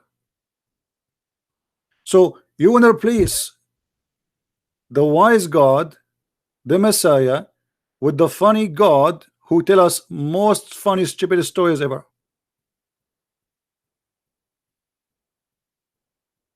I will give an example of Jesus speaking. Shall we?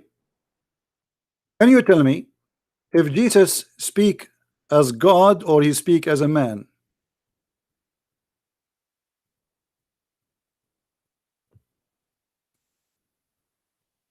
Matthew 5. And seeing the multitudes, he went up into a mountain, and when he was set, his disciples came unto him.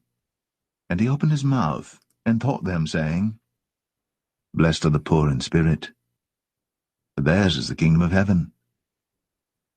Blessed are they that mourn, for they shall be comforted. Blessed are the meek, for they shall inherit the earth. Blessed are they which do hunger and thirst after righteousness, for they shall be filled. Blessed are the merciful, for they shall obtain mercy. Blessed are the pure in heart, for they shall see God. Blessed are the peacemakers, for they shall be called the children of God.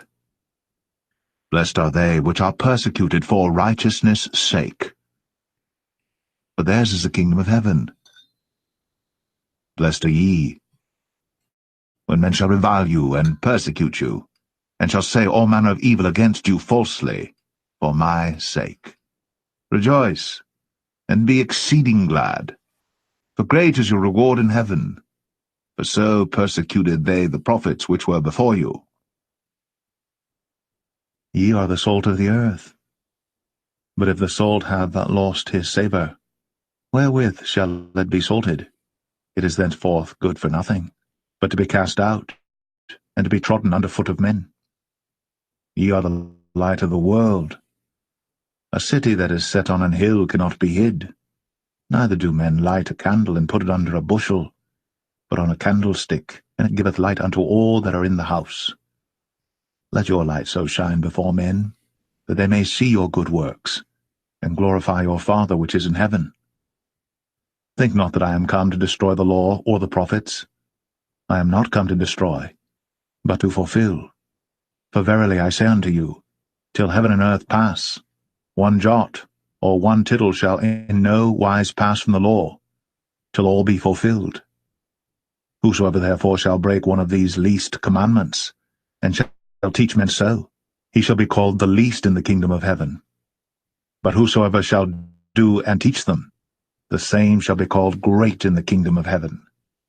For I say unto you, that except your righteousness shall exceed the righteousness of the scribes and Pharisees, ye shall in no case enter into the kingdom of heaven. Ye have heard that it was said by them of old time, Thou shalt not kill, and whosoever shall kill shall be in danger of the judgment.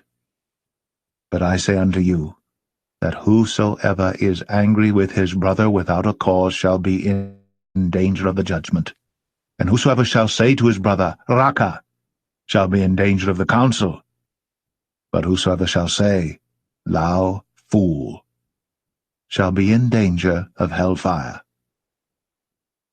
Therefore, if thou bring thy gift to the altar, and there rememberest that thy brother hath aught against thee, leave there thy gift before the altar, and go thy way. First be reconciled to thy brother, and then come and offer thy gift. Agree with thine adversary quickly, whilst thou art in the way with him, lest at any time the adversary deliver thee to the judge, and the judge deliver thee to the officer, and thou be cast into prison. Verily I say unto thee, thou shalt by no means come out thence, till thou hast paid the uttermost farthing. Ye have heard that it was said by them of old time, Thou shalt not commit adultery. But I say unto you, that whosoever looketh on a woman to lust after her hath committed adultery with her already in his heart. Here I want to stop, and I want to ask you Muslims, isn't it your prophet who allow you to do muta? Isn't it your prophet who was staring at women asses and he got horny? While Jesus saying, don't look at the woman, she is not yours.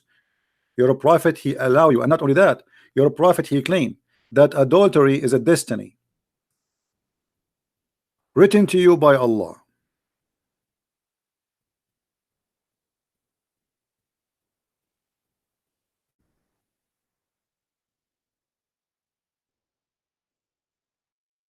Written to you by Allah.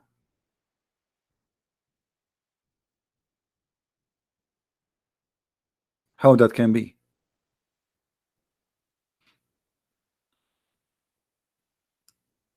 The prophet BBBUHFMGG said Allah has written the very partition of zina. Zina mean adultery, which man will indulge. If you do adultery, it is not your choice, it's Allah. If you get horny because you saw a woman, she is walking in front of you, that's because Allah, he made that happen to you. So what Muhammad is saying, you are going to commit adultery as Allah decide for you, not what you decide.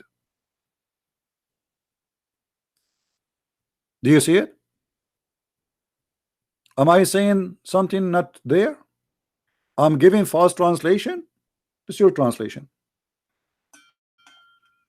This is your translation. This is your hadith. This is your website, and it is sahih.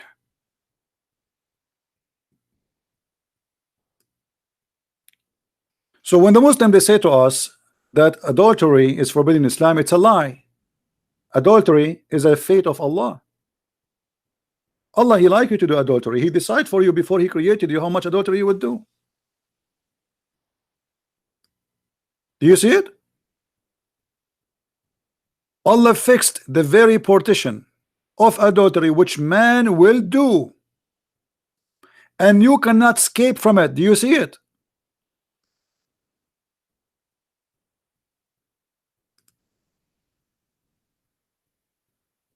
Do you see it, Muslims?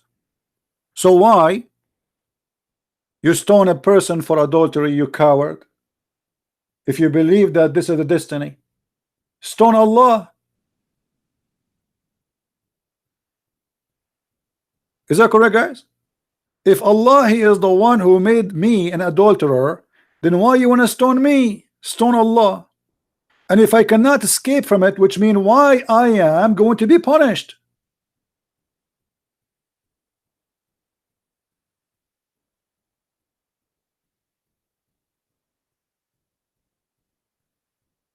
No, my Quran translation is not really complete. I'm going slow in it because I'm being careful in translation. Have patience with me, guys. So do you see, guys? Why you punish a woman for adultery then? Why you punish a man for adultery? This is a crazy cult. If I cannot escape from what Allah wrote for me about how much adultery I will do, you punish me for what you decide for me before you created me.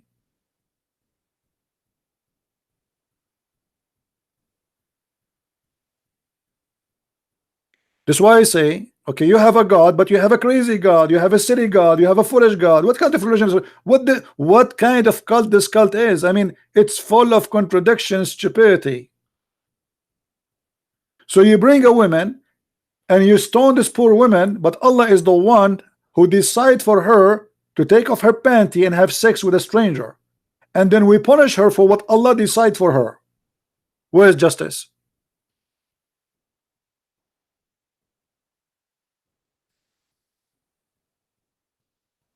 Where is justice? No justice. This is a cult, and the cult is based on nothing. And here you notice, by the way, Muhammad in the Quran, he says that Allah, he gave him a privilege. All of it is about sex and money. All the privilege of Muhammad is about sex and money. The best of the booty, the fifth of the booty. Any woman she wanna give herself to the Prophet. Every Muslim can marry only 4 except Muhammad, unlimited number. I mean, all the privilege. And not only that, Muhammad made verses in the chapter of Al-Ahzab saying any woman she can give herself to the Prophet so he can if her. All cult leaders, they share one thing: they are after money and women who follow and believe in them. All of them.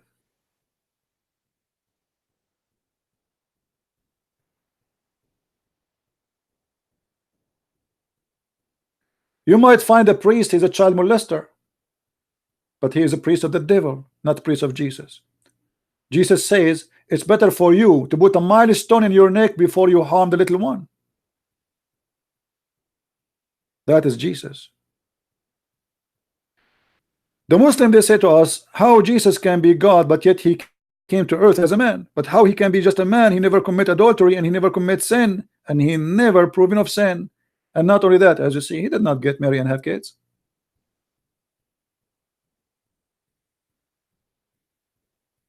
While your prophet was busy making chapters about his penis, Jesus was busy guiding us to his kingdom.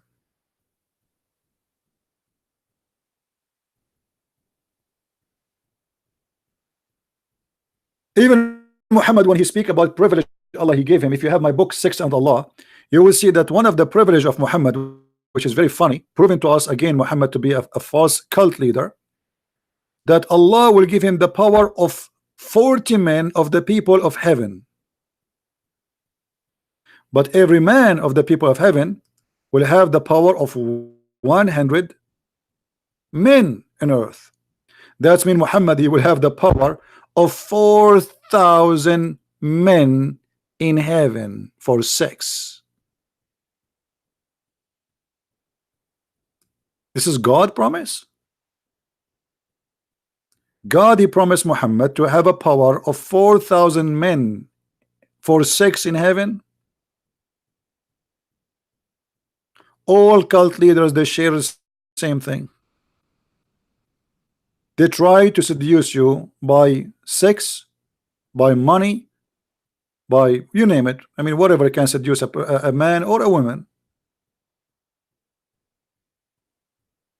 Endless penis, 70 years orgasm, power of 40,000 men in heaven. Your penis will never go sleep. Have you ever heard of a God? He promised people that their penis will never go sleep. What is that? What kind of God is God? Allah, he sent a message to Muhammad saying, your penis will not sleep. This is God teaching now.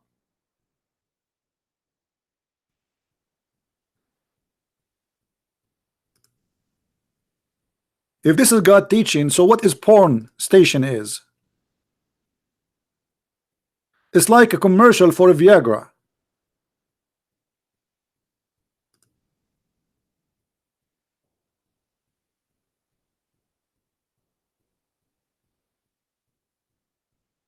My friend, one sentence of the Messiah, the Christ, my Lord and my Savior, is enough to get Islam busted. The Lord, he said, from their fruits you shall know them. And this is the fruits of Muhammad. This is the fruits of their God Allah. I do not need to read tons of books. I do not need to study to have a PhD in Islam, even though I know more than all of them. They have a PhD. But just one page of this cult is enough to prove to me that it is a cult.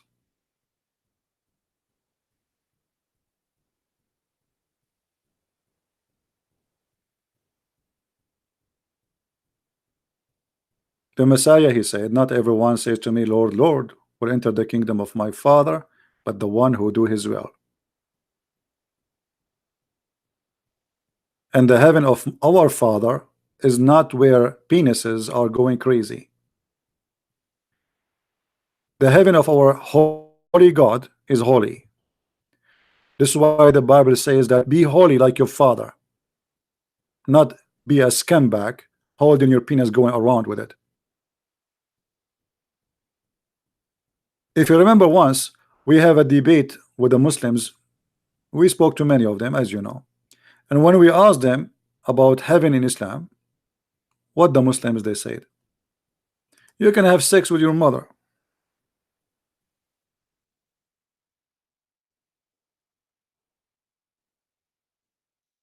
I don't know how many of you downloaded those videos because they are priceless. Explain to you really what this cult is about.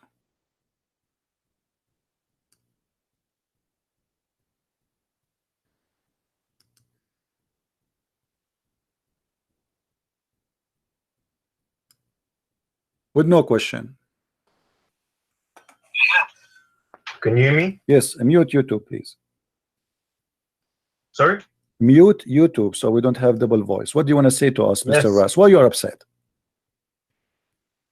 You said Why are you slandering the you said this guy Nothing is a fraud. Sin in heaven. Huh? Nothing is sin in heaven. Thank you very much. That's what I'm saying. In the heaven, you can have sex with the goat. It's fine for you, right? Nothing sin. There's no sin. You can have sex with your mother. Okay. Yes. Well, okay. So you are proud about having sex with your mother. You and your father, you will have sex with the same woman, which is your mother. Anything is fun. Everything comes from God in heaven. No problem. So in the heaven of Allah, you will have a threesome. You and your father and your mother in the bed. Okay. And you don't see that there's something wrong with that. And look how he say, okay. I mean, well, so what the problem? I look like he's in the conversation here, the Muslim speaking to me as if I am the idiot. Like, why you don't understand? Why you don't understand, Christian Prince? What's the problem? I say to him, so in heaven you will have sex with your mother. So yes. He say yes. What you don't understand? In heaven of Allah, there's no sin. Right? Nothing sin. There's no sin. You can have sex with your mother. Okay. Yes. Well, okay. So you are proud about having sex with your mother. You and your father, you will have sex with the same woman, which is your mother. Anything is fun. Everything comes from God in heaven. No problem. So in the heaven of Allah, you will have a threesome. You and your father and your mother in the bed. Okay. And you don't see that there's something wrong with that. What do you not understand about nothing is sin? Well, I'm just trying to understand, my friend. You see, I'm not smart like you. We think it's sin due to our social structure. If Zakir Naik, I'm not trying to insult, by the way. I'm not trying to insult. Don't take me wrong, please. You know, I don't know you. Okay, no, I'm not trying to insult. If Zakir Naik, he want to have sex with your sister, and you like your sister, so are you willing, you and Zakir Naik, to share your sister together? In this case, Zakir Naik in heaven, he would have a situation in which he could. He could. So you and your sister and your Zakir Naik in one bed. But it wouldn't be my sister. Why not? In heaven, think of it as anything can happen. Well, anything can happen. So your sister, it's possible that you and Zakir Naik having sex with your sister in the same time. That's amazing. I mean, what I can say. This is beautiful, my friend. I'm really in touch. I'm thinking now to convert to Islam. And can you tell me what is the wisdom behind this? Why your sister and Zakir Naik and you in the bed and you don't see that there's something wrong with that? Why you think there's nothing wrong with that? Look, okay, due to our social structure and morals, yes, it's wrong. But when you get to heaven, anything can happen. Anything can happen. Yes. What if somebody want to have sex with the Prophet Muhammad, peace upon him? If it's in heaven, yes. So the Prophet, he will take off his panty, he will bend over, and we will see somebody doing him from his behind. In my heaven, yes. Okay, that's wonderful. And did you hear it? Did you hear it? Even their prophet will be effed. In my heaven, yes. What the problem? Now please download those videos, spread them around, because those expose a lot of Islam. This is the link if you like to download and share around. You see, if I say those things from my own, you will not believe it. Those are Muslims, and they are quoting me, and they are upset, and they are defending their religion, and they claim that they are people of knowledge.